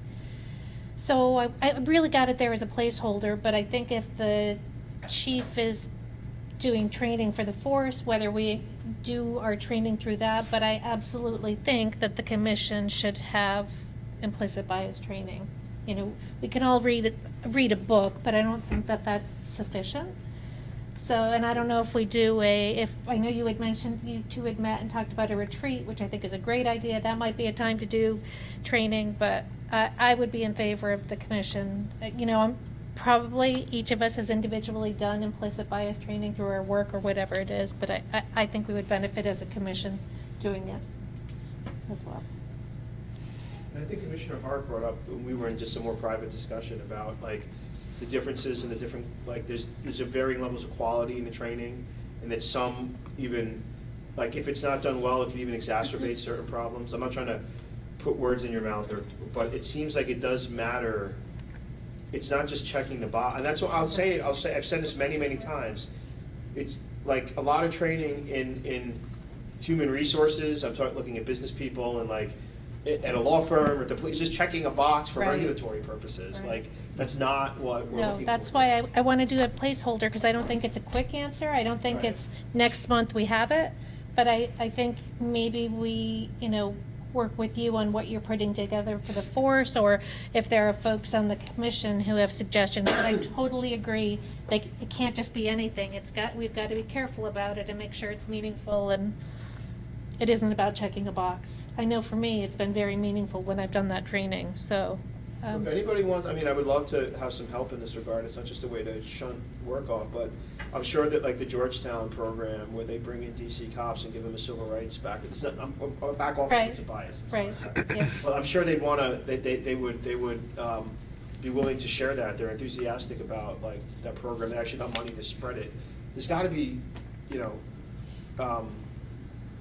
opportunities out there to figure out the right way to do this. You can tell I'm a little pessimistic. I've seen most of the curriculum to be very static. I'm looking for something. On implicit bias Yeah, or on- this no, other? on implicit bias. Uh-huh. So, Chief, because you said, we were talking about business, I think you were looking at me. Yeah. But one of the things from an HR perspective, and even, I have 15 years working at the university in student affairs. When you, in my opinion, when you do kind of a one-off training, everybody gets really engaged and it's present, but then you just get on with your regular life, and unless it's sort of ongoing training, it doesn't really make a difference. So I know in our company, we don't even bring in consultants anymore, and I'm not saying that we shouldn't for this, but we have developed the skills internally, so it just becomes part of the fabric of what we do. It's training all the time. So I think if we don't want to just check a box off, it's harder to do. This is what I'm saying is not easy. But somehow working with someone to make it into the fabric of what we do as a department will have the most long-lasting impact, I think, that we're looking to see. Does that make sense? Even the folks going to Montgomery, Alabama, like, they've had I'm sure, a meaningful experience. How do we continue that? Can you speak more to Georgetown, what you were referencing? Yeah, I'm sorry. So Rosa Brooks and Christy Lopez are two attorneys who are at Georgetown Law, who run, it's either the Center for, if you Google Rosa Brooks and Christy Lopez, it's something for the Center for Police Innovation, or a Better Policing Tomorrow, or Tomorrow There'll Be Innovation, but something, I'm hitting two of those three words. I've gone down, I spent a few days with them, I talked at their class, and I learned about what they offer. They bring in street level and low supervisory level Washington DC cops, and they give them a curriculum on drug policy, on civil rights, and on other topics that bear on American policing, use of force, for example. Christy brings in her DOJ background and talks about issues out in, for example, Ferguson or St. Louis. And I think they're still a work in progress, but they acknowledge what I believe strongly in, which is the idea that, like, cops have to have very good everyday street skills and very good competency skills in the work they do every day. But you can't not acknowledge, like, that this happens in the context of, like, drug policy, civil rights, like, important legal issues. And they're trying to crack the nut of how to give cops that education. And there's not a good big model for that nationally. And but they've shouldered that challenge, and I think they'd be interested in trying to spread that a little bit. So, yeah. Madam Chair, if I may, I think it's a great idea, and I also want to just give a shout out to the chief just for his initiative. Just in the absence of direction, clearly, just picking it up and running with it. I do, however, believe that what I've discovered, and I think some of my colleagues here, commissioners, would agree, is that we are at a very important juncture here as a commission. I think from the report that was presented to the City Council, clearly that we struggle with our purpose here as a commission, and I think that. I think at this time, I would strongly advise the commission at this point to, as much as possible, to try to give pause to taking on new initiatives, particularly surrounding training or others. Now, we know that there are statutory requirements like Title 20-2358, which calls for the training of this agency as well as the other 78 agencies. And taking a look at where we are in that obviously is important. But I think in addition to that, as we reset, for lack of better terms, and determine what our priorities are in conjunction with the Public Safety Committee as well as the council itself, relationally, and what our charges are in terms of the delegation of authority that they deem appropriate for our purview of responsibility, and also melding that with the culture of our community and our objectives. Then and only then should we begin to start to map out, if you will, our training priorities and what they might look like. And so I apologize for being verbose in the statement, but I just want to make it clear. I think that we can go in 1,000 different directions right now, or else we can take that retreat and sit and think this thing out and figure out how we make sure that we keep the main thing the main. Yep. No, I wasn't, and believe me, I wasn't trying to just, like, task the commission with anything. I'm just saying that I think one of the things that's helpful, though, is a lot of the times I relate, well, this is what happens, I believe, down at the police academy, or this is what is going on in training, and I think that it's I think good sometimes for commissioners to fulfill their own curiosity about what the standards are or what the opportunities are by their own exploration of things rather than just relying on me to convey it. Like, I'll give a pointed opinion about what I think might be happening at the police academy. You may want to form your own opinions and then hold me to the standard based on your opinions. I mean, that's the, not just rely on me to always paint the landscape. Commissioner Harp, can I ask, Commissioner Hughes, can I ask you a question? Wow, you just called me Commissioner Hughes. That just kind of blew me away. I'm sorry. Go ahead. So on the issue of implicit bias training, are you saying that as a commission that we should hold off on that for our own so set aside training for the force, but as a commission, this notion of having implicit bias training for the commission? I would say that whatever training we require as a commission, it should be it should be within the it should be in response to and within the scope of whatever our responsibilities are, whatever our and what our values, what we agree our values are. And I think we haven't. I don't know that we've done that yet. Or our mission, right? What- Oh, definitely yeah. our mission as Yeah. well. Yeah. Any other thoughts about the implicit bias? No? Okay. Task force update. So this is a question I have for the commissioners. Commissioner Harp has said that he would like to be part of the task force. I agreed to do it anyways. Yeah. You agreed to do it, and you still agreeing to do it? Yes. I know that Commissioner Hart was interested, but has some family things that she may not be able to do that. Is anybody else interested in participating on the task force that was approved by City Council? Can you say more about what the task force is, what its purpose is? Who might not be Sure, I will, except I did send it to the resolution to everybody, so I don't want to. Everyone knows, yeah. Yeah, I don't want to, sort of repeat it. Is anybody interested in participating on that? I am personally. I don't know what the time commitment would be for September. I'm not around for much of September between weddings, vacations, and things like that. But if I understand the time commitment a bit more, then I'd be more than happy to do it. Okay. We do have, Adam, can you speak to the time commitment? Would not being available in September make a difference?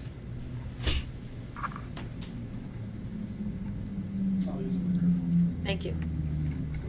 I can't speak, I'm not able to speak to what the time commitment would be in September itself. I can speak to where the process is currently with the selection and establishing of the special committee, if that would be of interest to the.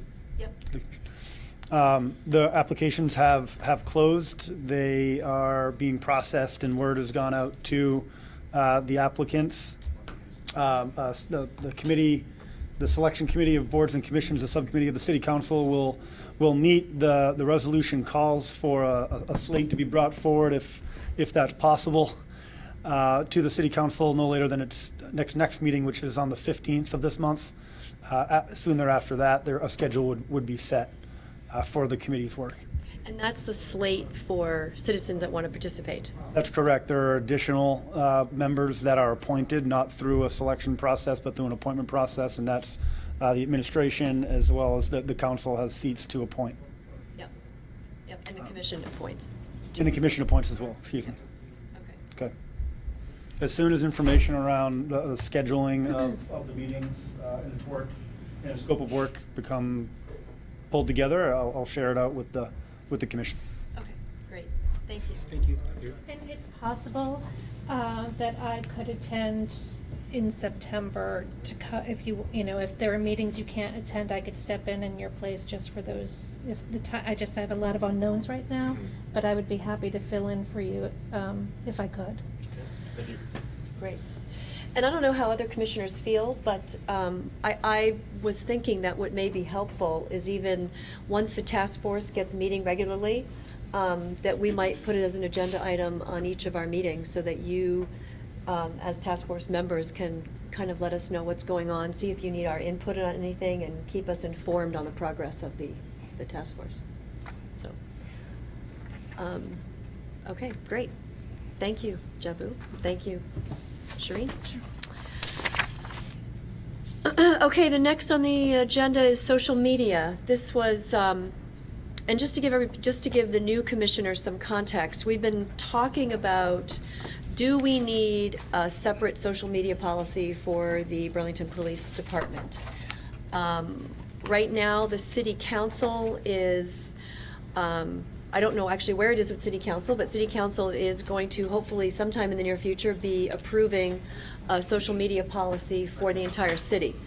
So we had decided to wait and see what that, what is this? All right, we'll get to that. Okay. Social media. To see what the city council approves, and to look at that, and to look at our existing media policy, and to see if, in fact, we need to do anything once that's been approved. But in the meantime, Commissioner Harp, and I did share all this information with the new commissioners, wanted to have a discussion around social media and what was happening in Philadelphia and this specific organization. I got to page 5 to draw your attention to something. I don't know if you wanted to, Commissioner Hart, if you wanted to start. Sure. No, yeah. So I'll just start. So I think there are kind of 3 different areas in which there have been concerns recently in various departments across the country, various law enforcement agencies across the country, which relate to social media use by various employees, right? So, of course, most recently, today or yesterday, ProPublica released a report about, this was Customs Border Patrol agents, kind of members of a Facebook group, I'm 1015, which, kind of, and so a lot of, kind of memes and jokes and things like that were shared among the group, but some of those were kind of had the character of being offensive to some, or kind of would raise in among kind of many community members some concerns that the agents who are posting these things might not be capable of exercising their jobs fairly with proper discretion. There are kind of other similar social media incidents. So the Plainview Project, is tracking kind of social media posts by officers in several cities. Philadelphia and St. Louis police departments were most prevalent in those. But again, posts by officers that, and this is all kind of sensitive to First Amendment issues, right? So these are things where these are posts which officers make on their free time, presumably not using department resources, but they're posts which, again, raise some concerns among community members that displays kind of the kind of judgment that they don't want to see in their officers policing their communities. And the third kind of area was this is, I think, the Reveal Project. This was officers that kind of participated in groups that had kind of white supremacist leanings. And so kind of just membership in those sorts of groups raised some concerns about the fitness of officers to serve in police departments. So these are all kind of cases where the social media activity seems like it's kind of protected social media activity, but it raises concerns among their departments or among the agencies about kind of how suitable the officers are, the agents are for serving those communities. So the question was just kind of how Burlington Police Department would intend to deal with any, if any case which might arise in BPD with officers that are kind of deciding to post things in social media, but which, if those came to light in the community, would raise some concerns among community members that those are not officers they would want to have policing them. Yeah, so. Yeah, sorry. No, so I was just going to say, I mean, for anyone here, that's the Plainview Project, if you want to look it up. I thought, thank you for sending that and the New York Times article. But, so is your question, Randall, is this something that we want to see if we want to specifically address as we're looking at our, the social media? Well, right. I mean, the current question is how the department would intend to deal with such things right now, and whether there are resources to deal with such things right now. And if there aren't the resources to deal with them right now, then it might be that those need to be introduced.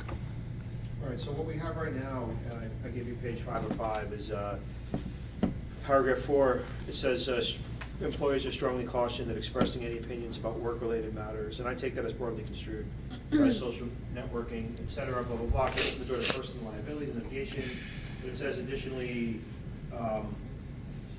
impeach their credibility, et cetera. Additionally, such postings could be deemed violation of department rules and under some circumstances. So that's not strongly worded. It doesn't deal with like supremacy, racism, violence, et cetera, threats. but it does give us the ability. And at this point, I think that the conduct unbecoming clause and the good order and efficiency clause of the general regulations of our police department provide, in my mind, provide me with a clear latitude. If you are posting in a way that impedes the good order and efficiency of the department, or is conduct unbecoming because you're advocating violence or mocking people's situation and talking about white supremacy, I feel we have enough to act. We've also let officers know twice now with the Plainview project that they should not expect privacy as to what they post. You know, we have no cause to believe, nor has anyone come forward to give us cause to believe that any of what you saw there exists in the Burlington Police Department. We have 140 employees. Is it possible in American policing? Yes, it's always possible, right? That people are posting things. I know we had some spirited Second Amendment debates when the gun laws were being passed in Vermont. That fell on the side of the First Amendment. Nobody was being threatening. They were just saying, you know, it's all public at this point. Like, I don't like these laws. I'd be loath to support them. What the heck is going on? But we let officers know, like, what you post on social media is not like behind some wall that's impenetrable. Like, people will see it. You will be held accountable for it. So, did you send out one of those notices as well, Chief Murad? I echoed yours. We sent out reports of consequences that occurred in Philadelphia after revelations there of officer conduct online, and just reiterated what the chief had sent out with regard to requesting that the officer corps be clear on the nature of its obligation. Its obligation both to be fair and impartial, to ensure that we can't be perceived as operating based on personal biases, and also to be cognizant that once you let it out into the internet wild, as it were, it is out there, it's going on. So, making certain that officers think about that. Yeah, I mean, as I'm sure Randall knows, Commissioner Hart, but everybody may know if they've been following it, 75 Philadelphia police officers were suspended by their police commissioner for their postings. And sending that out to our officers without, we didn't make any allegations because we have no cause to believe anything's afoot, but we said, this is what's happening in Philadelphia. Social media posts are inappropriate and have consequences, right? I mean, that's where we are with that. And I believe that our current language gives us the authority to discipline. I'm certain of it, in fact. One of the things that might be worth looking into, I think it would be an easy matter, is certain departments have very specific language about hate groups, association with hate groups and white supremacist groups, or any extremist groups as being prohibited. And I would have no problem with making that a rule here as well. It's usually within their general orders, like one paragraph about being prohibited to be a part of any group that espouses like bias, racial hatred, violence towards protected classes, et cetera. I think that would be an important addition. Yeah. So with the conduct unbecoming clause, have there been any issues? So I'm essentially wondering kind of how much this is, kind of, how much the scope of disciplinary powers have been agreed upon between you and the union. So have there been any issues of discipline for officers that kind of have made, let's say, just kind of public comments in the past that have been, kind of, where punishment has been agreed upon? Yeah, no, but so the thing is that, no, I mean, there's one thing that we can discuss. It's a small matter we can discuss in the executive session to give it some context. But the union's job, in some ways, is to protect its members from discipline. So to say, is there an accord? One, we're fortunate to not have had to test this. But number two, I think it's designed for there not to be an accord, right? You know, I'm always administering too much discipline, and I think they're always fighting too hard to. But that's the adversarial relationship of the disciplinary process. So I'm just kind of, I guess the question is, how confident are you that you have that the tools you have right now give you? I defy the union to publicly fight my attempt to discipline an officer for posting like racial supremacist language or language espousing violence against the public and the way we've seen like with the project.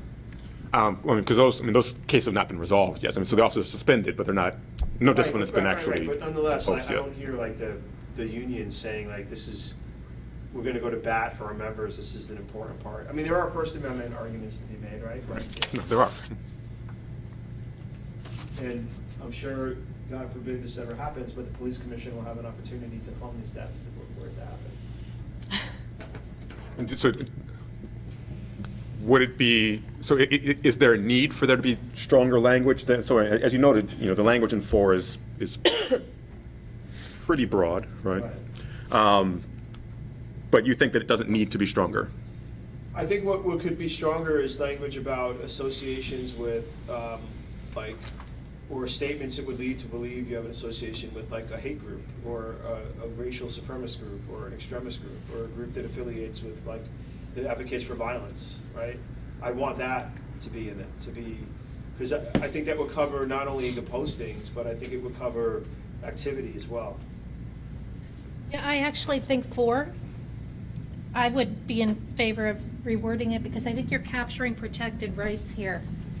So, fair labor rights about having the right to talk about pay and things like that. So I would be in favor of revisiting this and running it by legal, because I do worry about, one, specifying some of what you've talked about, but also maybe not having it as broad, saying work-related. There is language that better gets at that without capturing protected speech. One of the things I think would be interesting to do, I just asked Corporal Crowderville, is to find out what Philly has on its books that empower them to suspend 75 people. Because that's, you have a lot of latitude to do that as a cop, but as a supervisor, but you'll lose if you don't have something to point to. And in one way, it would be reassuring that, say, they pointed to a good order of efficiency or conduct unbecoming. But I also, like I said, I have no reservations about a clause in our general regs that prohibits, again, I'm saying association with hate groups, extremist groups, et cetera. So Chief Del Pozo, how easy is it to change that? Is that? That's not a subject to bargaining, because it doesn't talk about, in my mind anyway, I mean, maybe the union would disagree, but it doesn't, I don't think it would be that hard to change, because it's not changing the type of penalty or the circumstances under which somebody would be disciplined. I'm just trying to be careful about saying this, because I don't want to make a promise I can't cash, but I don't think it would be that hard. I don't understand. I would like to see, I have a good relationship with my union, and I don't see them saying, we want to make sure that our members cannot be subject to discipline for these types of associations, right? Madam Chair, if I could, I would say that hopefully at some point there would be a synchronization of the categories of discipline with the Title 20-2401 for unprofessional conduct, which applies to all agencies. But just scrolling through all 3 of those categories, I don't see anything that would catch this. In the state law, you're saying? Correct. Yeah. Which is because it is the Criminal Justice Training Council who decertifies.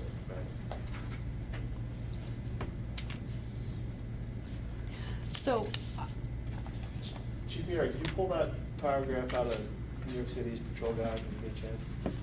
It's right up front. Yes. so I think we've heard, you're recommending that number 4 on this be looked at, language changed. Yeah, I just think it might need to make some carve-outs for protected speech. Set aside putting specifics, I'm worried that even though it says that they are cautioned, it doesn't say you will be. I think that there is strong protection for folks being able to talk about their work conditions, whether it's Yeah. pay or things like that. And so that's one concern I have with that language. Right, because what we don't want to do is stop officers from using their speech rights to, in fact, ACLU is very adamant that officers be able to complain about the government, complain about the judiciary, complain about, and well, they don't actually say that, but they do say that government workers are the most important whistleblowers about government working conditions, and you have to protect their right to do that, so I'm just agreeing with you. Well, I fact, can when our help officers- offline with language if, I'm happy to work with you on that if you want. One final question is, is there a standing process for updates of these?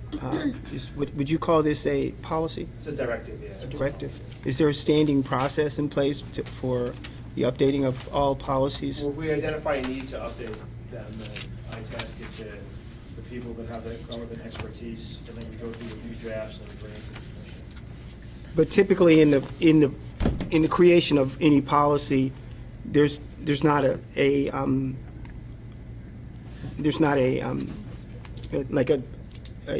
some kind of paragraph, towards the end that says this will be revisited in a certain time, or okay.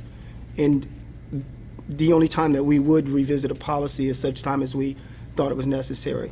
Yeah, I mean, sometimes, right, it depends, sometimes like there's programmatic changes and entail policy changes, and sometimes there's problems that involve policy changes, then other times there's things like Commissioner Harp saying, we're making a great point, like, are we prepared to deal with this at home? So let's talk about changing the policies. Well, I would add that this policy being written 3 years ago, and us living at internet speed, that we should probably revisit the entire policy, that we should just take a look at the whole policy. Yeah, I was gonna say, it'd be a shame to only address, paragraph 4 without, we would wanna look at the rest of it, so the chief was talking about raising cash. I think there are things to slow down as we start looking at the other details in here, and saying, probably revisit those too. But I'm certainly not prepared to sign off on this whole thing without taking a little closer look at it, given the nature of the subject that we're talking about. Okay, so I just wrote that down. We'll make sure we follow up on that. Okay. Any commendations? I do have some, I've been trying to juggle them, And actually, Eric, let me just interrupt for a second. Just for the new commissioners, one of the things that we do is we hear, between meetings, we hear about any letters, emails, whatever, that citizens have unsolicited given basically kudos to police officers for doing a great job. So we, as a commission, want to hear those, and so there you go. So we have about 10 for the past month. There's a couple relating to one incident. One of our members of our community was in crisis and had a couple of police interactions. One actually hit the news where that person was in kind of a standoff situation at North Beach. And so one of our sergeants wrote to just note the good work of our officers and being able to peacefully resolve those situations. So I'm just going to read that paragraph. We responded to the Howard Center on South Winooski Avenue for a panic alarm. The subject, whose name I'm going to omit here, from the North Beach standoff on Wednesday evening was there again and was threatening suicide and had taken an unknown amount of prescription medication. Due to his involvement on Wednesday night, he was very agitated, aggressive, and hostile towards officers. He was posturing and stating that he would fight with the police if we tried to force him to go up to the hospital. Officer O'Leary had already been speaking with him, and I watched her negotiate with him, who was holed up in a meeting room. I observed that Officer O'Leary did an excellent job calming this person and gaining his trust. Officer O'Leary was able to negotiate that person into going up to the hospital without us having to use any force. Because of her rapport with that person, Officer O'Leary rode with that person in the ambulance with BFT personnel, and he remained calm and cooperative the entire time. Thanks to Officer O'Leary's negotiating skill with this person, we were able to avoid any use of force and prevented any harm or injury to come to that person. BFT personnel, Howard staff, and DPD officers present. So, that was one supervisor's note of Officer O'Leary's calming interactions with this person, who at this point already had a couple, crisis situations that required police intervention. That person's mother actually reached out to the police department to thank us for our efforts in dealing with her son over this time. So this is a voicemail that was left. I'm leaving that person's name out. This is blank. I'm calling for the chief. I just wanted to commend your team for their patience and skills in dealing with my son over the past 3 days. He is severely mentally ill and has intellectual disabilities. Sadly, recently he's been off his medication, and clearly now you've had to deal with him twice or maybe even more. I just wanted to thank you for your patience and willingness to work with him in a compassionate manner. Thank you. Thanks for all you do. So the officers that had been involved with this person in crisis over the course of the several interactions were obviously Officer O'Leary, Officer Kirby, Officer Gay, Officer Ellerman, and then also Sergeant Wynn and Sergeant Andor. Great, thank you. So that was one incident that had a couple. There were also a couple people that posted about Corporal Navari. The officer that stopped us while shopping in Market 32. I want to thank you. I'm sorry I didn't ask you your name. With all the bad that we are hearing in the news about police officers, I wanted to highlight the good. You stopped and gave our son an opportunity to see an officer for who you are. A citizen called to uphold the law, but also a caring individual. A person who is trying to make an impact in the lives of our youngest citizens. So with deepest appreciation, we thank you for taking the time out of your lunch break to make this, the day of this little guy better. Be safe. So it sounds like he was on his lunch break at the grocery store and had a positive interaction Great. with the youth. Another person wrote in about Corporal Navari. Today I was out for a ride along with the Burlington Police Department. Wayne, who is Sergeant LeBrecq, met me and showed me around the department building. I was then partnered with a fantastic police officer named Brent. He was amazing with the public and myself, very chilled and a real asset to the force. I'm a police officer from Scotland and wanted to experience policing in the US. I really enjoyed it, and I want to say thank you to Sarah Tree for organizing it and my partner for the day, as well as the sergeant. Everyone I met today was interested in my experiences and extremely friendly. Well done, Burlington Police. So a couple pats on Navari's back there.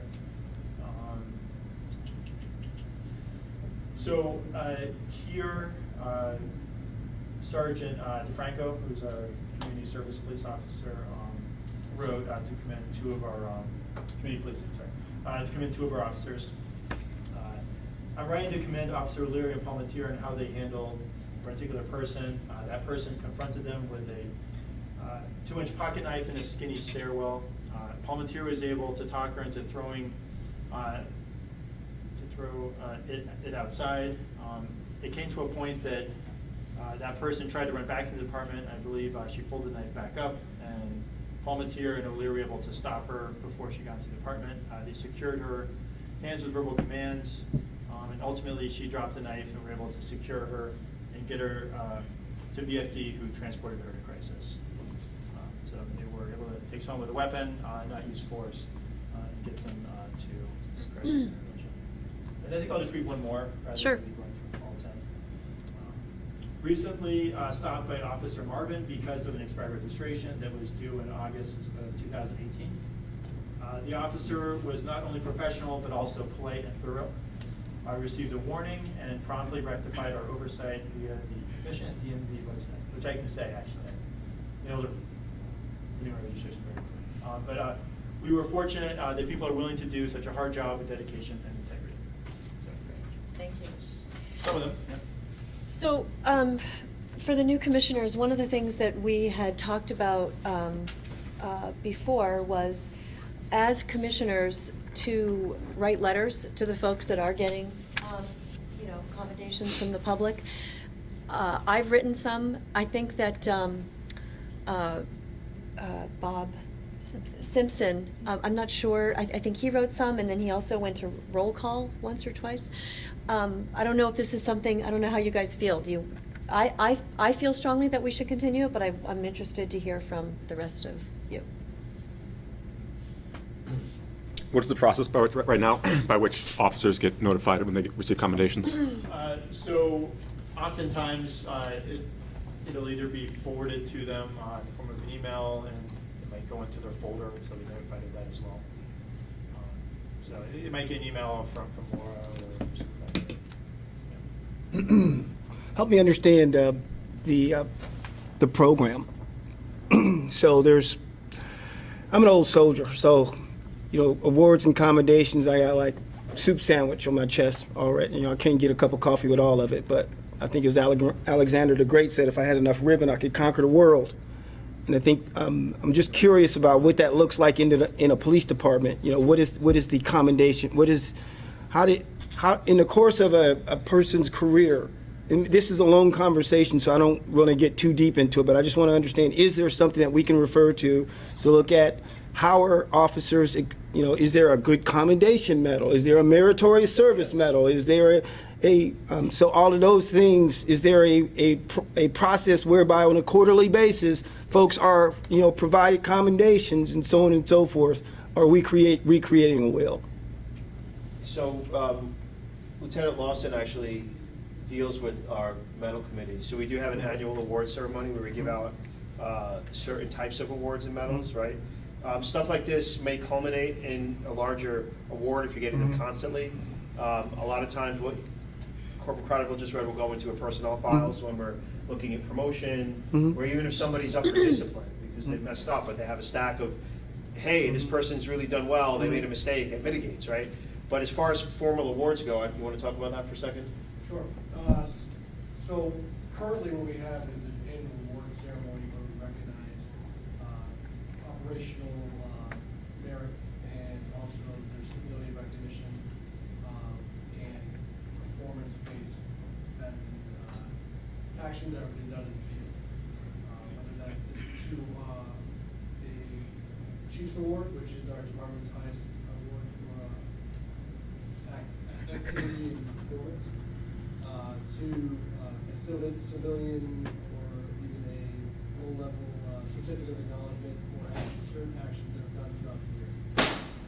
During the process of this, we, throughout the year, as the, I guess, lesser title chairperson of the awards committee, I solicit nominations from not only supervisors at the agency, but also their peers, as well as their civilian employees. I also task our supervisors to keep track of day-to-day actions, so part of our process of reviewing what our day's activities were, or to highlight activities or actions that officers or civilian employees were part of, whether it's, Corporal Crowderville mentioned about de-escalating a situation where we had a very heated subject. The team did a great approach on doing an investigation that led to solving a major crime. All those things are gathered throughout the year. About November, October-ish, I'll form a committee that's representative of all of our levels of employment here, from our dispatch center, records department, sworn patrol members of the union, EPOA representatives, as well as representatives of our leadership. And we all review nominations that have come in, and that committee determines what kind of level of recognition they receive. And in certain cases, some of the nominations don't reach the level of an annual award. One of the things that we've discussed is how do we recognize officers more frequently for the things they're doing, because every day they're doing things that can be recognized. So we're talking about the creation of certain merit awards. Those could be done based on the way our tours or rotations are done. Every 4 months or so.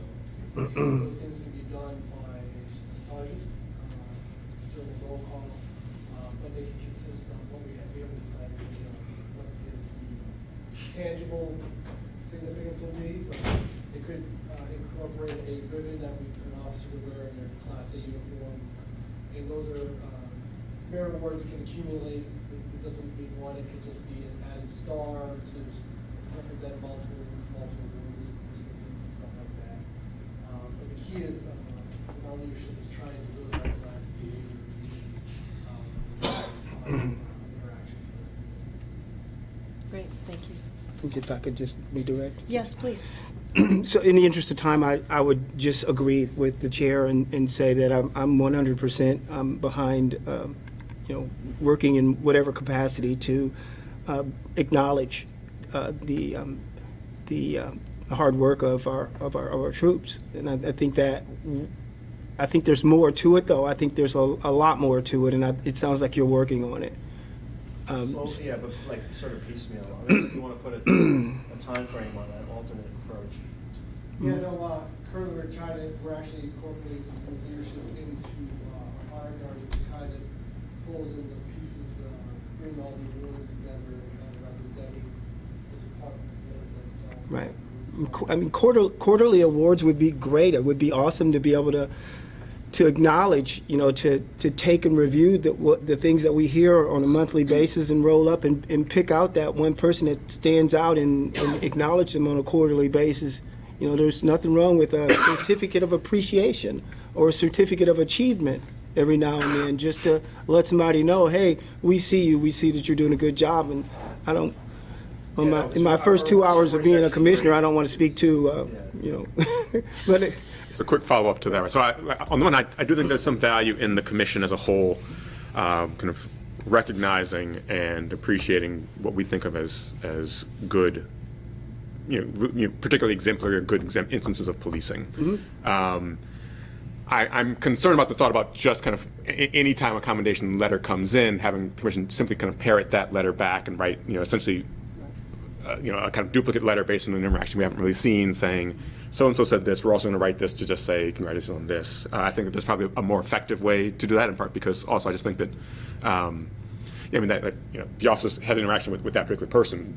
It coming from me isn't going to mean as much to that officer. Right? I mean, I wasn't there. So I think there's some value to the commission as a whole, recognizing and appreciating the kinds of policing that we particularly, that kind of goes above and beyond that we want to see. I don't think that would need to take the form of kind of essentially kind of writing letters at every commendation which comes in. So let me ask the officers here. How do you think that the cops would like to hear from us, on a regular basis as far as good job? Well, I think it'd be very valuable for our officers to hear from the public in general in a positive aspect, just because of some of the feelings that are going around. President Wright spoke about it earlier, and he made some good points. There's a lot of people that feel that they're placed in a challenging position where they're not always supported by the issue. And I think the commission has an important role here, and your opinion and your support will go a long way. I think it's part of us as an agency to get our general body more aware of the commission as well, and I think that might be a good springboard to get us into that relationship. But I think it would have value if it's done right, and I think, even with the development of the merit board, we want to make sure it's done correctly and really has the value of it, so it does have importance, and not just done for a reason that isn't valuable to the officer and people who are actually giving that to them. But there is merit. I think my opinion is getting something from the commission, from the public, in that positive atmosphere. I think it would definitely have some value. We spoke about, the chair and I spoke privately about this very issue here. And I think what I walked away understanding is we just don't have enough access to y'all. Who are these people? Who are these 97 folks? Where are they at? What's their names? What do they look like? So I think part of this conversation is probably a larger conversation. It goes beyond. We're talking about discipline. We're talking about awards. We're talking about welfare, wellness. Rather, we're talking about a lot of things to do with a lot of people that we don't even see. And it doesn't sound like the previous commissions have seen much either. So I would solicit, at least from a personal perspective, is not just talking about them, but to interact with them. Where is I'll come to roll call. Where is it? You want me to introduce me to some police? Where are they? Let's develop some relationships, okay? Because we are the police department, right?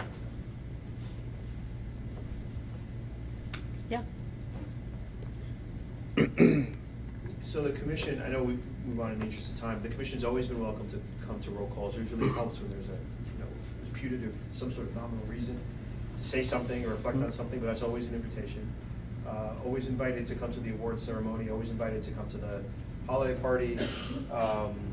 Also invited to go on ride-alongs to the community academy, right?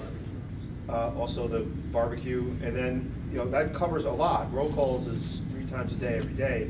Beyond that, if you ever wanted to just come in, say hello, see how things are doing, and ask to talk to some officers or just, have a few questions, just come and see us, but there's always a way to parlay that into interactions with other people. You're always welcome to do that. And did I mention the Community Academy? You're also welcome to attend the Community Academy, which is, if you love this room, you can spend a lot more time in it. And also, but it's not just here, it's throughout the police department and in all the offices and stuff. But it's not just this, it is a programmatic thing, but you get to meet a lot of police officers when you do it, and you get to relate to them. And it's a thing that I'm like, oh, that sounds hokey, but we get really positive feedback from it, actually. And obviously, we put our best foot forward there, but you do get to learn about, I'm sure Commissioner Hughes will find a way to ask questions at the Community Academy, probing questions. But you would get to meet and learn about policing and meet our officers at a program like that. So we could give a whole list of ways, but there's a lot of ways to do it. Okay. All right, yeah, I know we have to go into executive session, so let's, any other commissioner updates or comments? Does anybody have any? I only have one. I just wanted to tell you, I went to get my takeout at Maya's Kitchen, which, by the way, is really good, Asian fusion. Nice. And what did I see?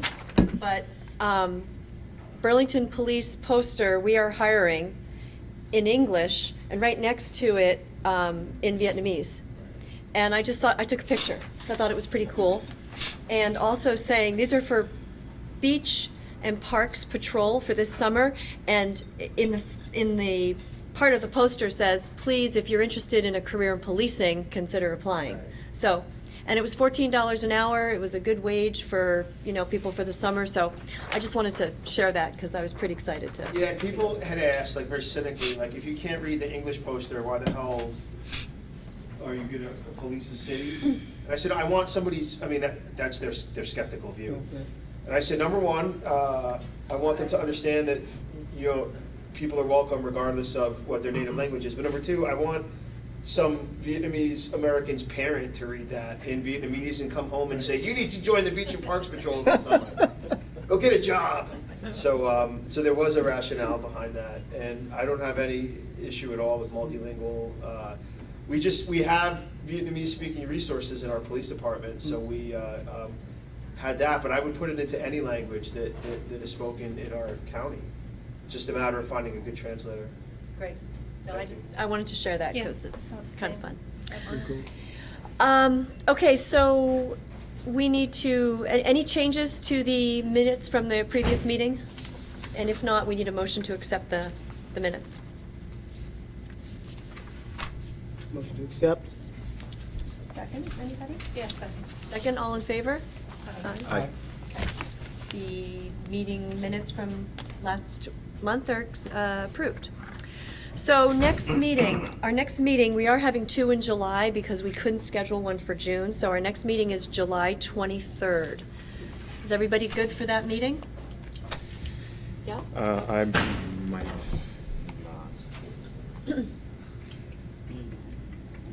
No, I think I am. Okay. We just want to make sure that we have a quorum for each meeting. We don't need 100% participation, we need a quorum. Okay.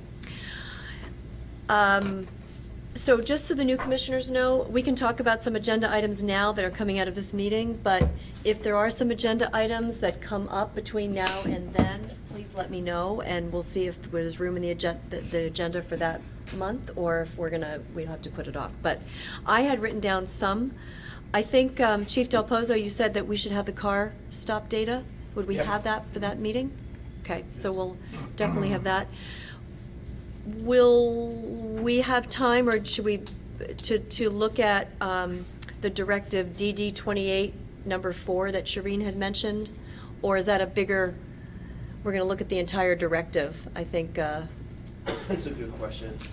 and if we're looking at the entire directive, we can maybe move it to August. I think Commissioner Hughes made a good point, and, you know, Eric, Yeah, you. That's always, like, every time you go to update, like, one thing, it's like, well, we really gotta look at the whole thing, because we're Yeah. signing off. Yeah. So maybe we look at August for that. Those were the two. Anybody else have any agenda items now? And if so, we can add them, and if not, we have time to still add them. Okay. We do need to go into executive session, so I need a motion to go into executive session. We go into executive session on the basis of after-action reports from several officers for discussion on discussion on Personnel officer matters. actions, yeah, personnel matters. Second. Okay, all in favor? Aye. Great. So the reason is that it's personal matter. Thank you, everybody, for coming.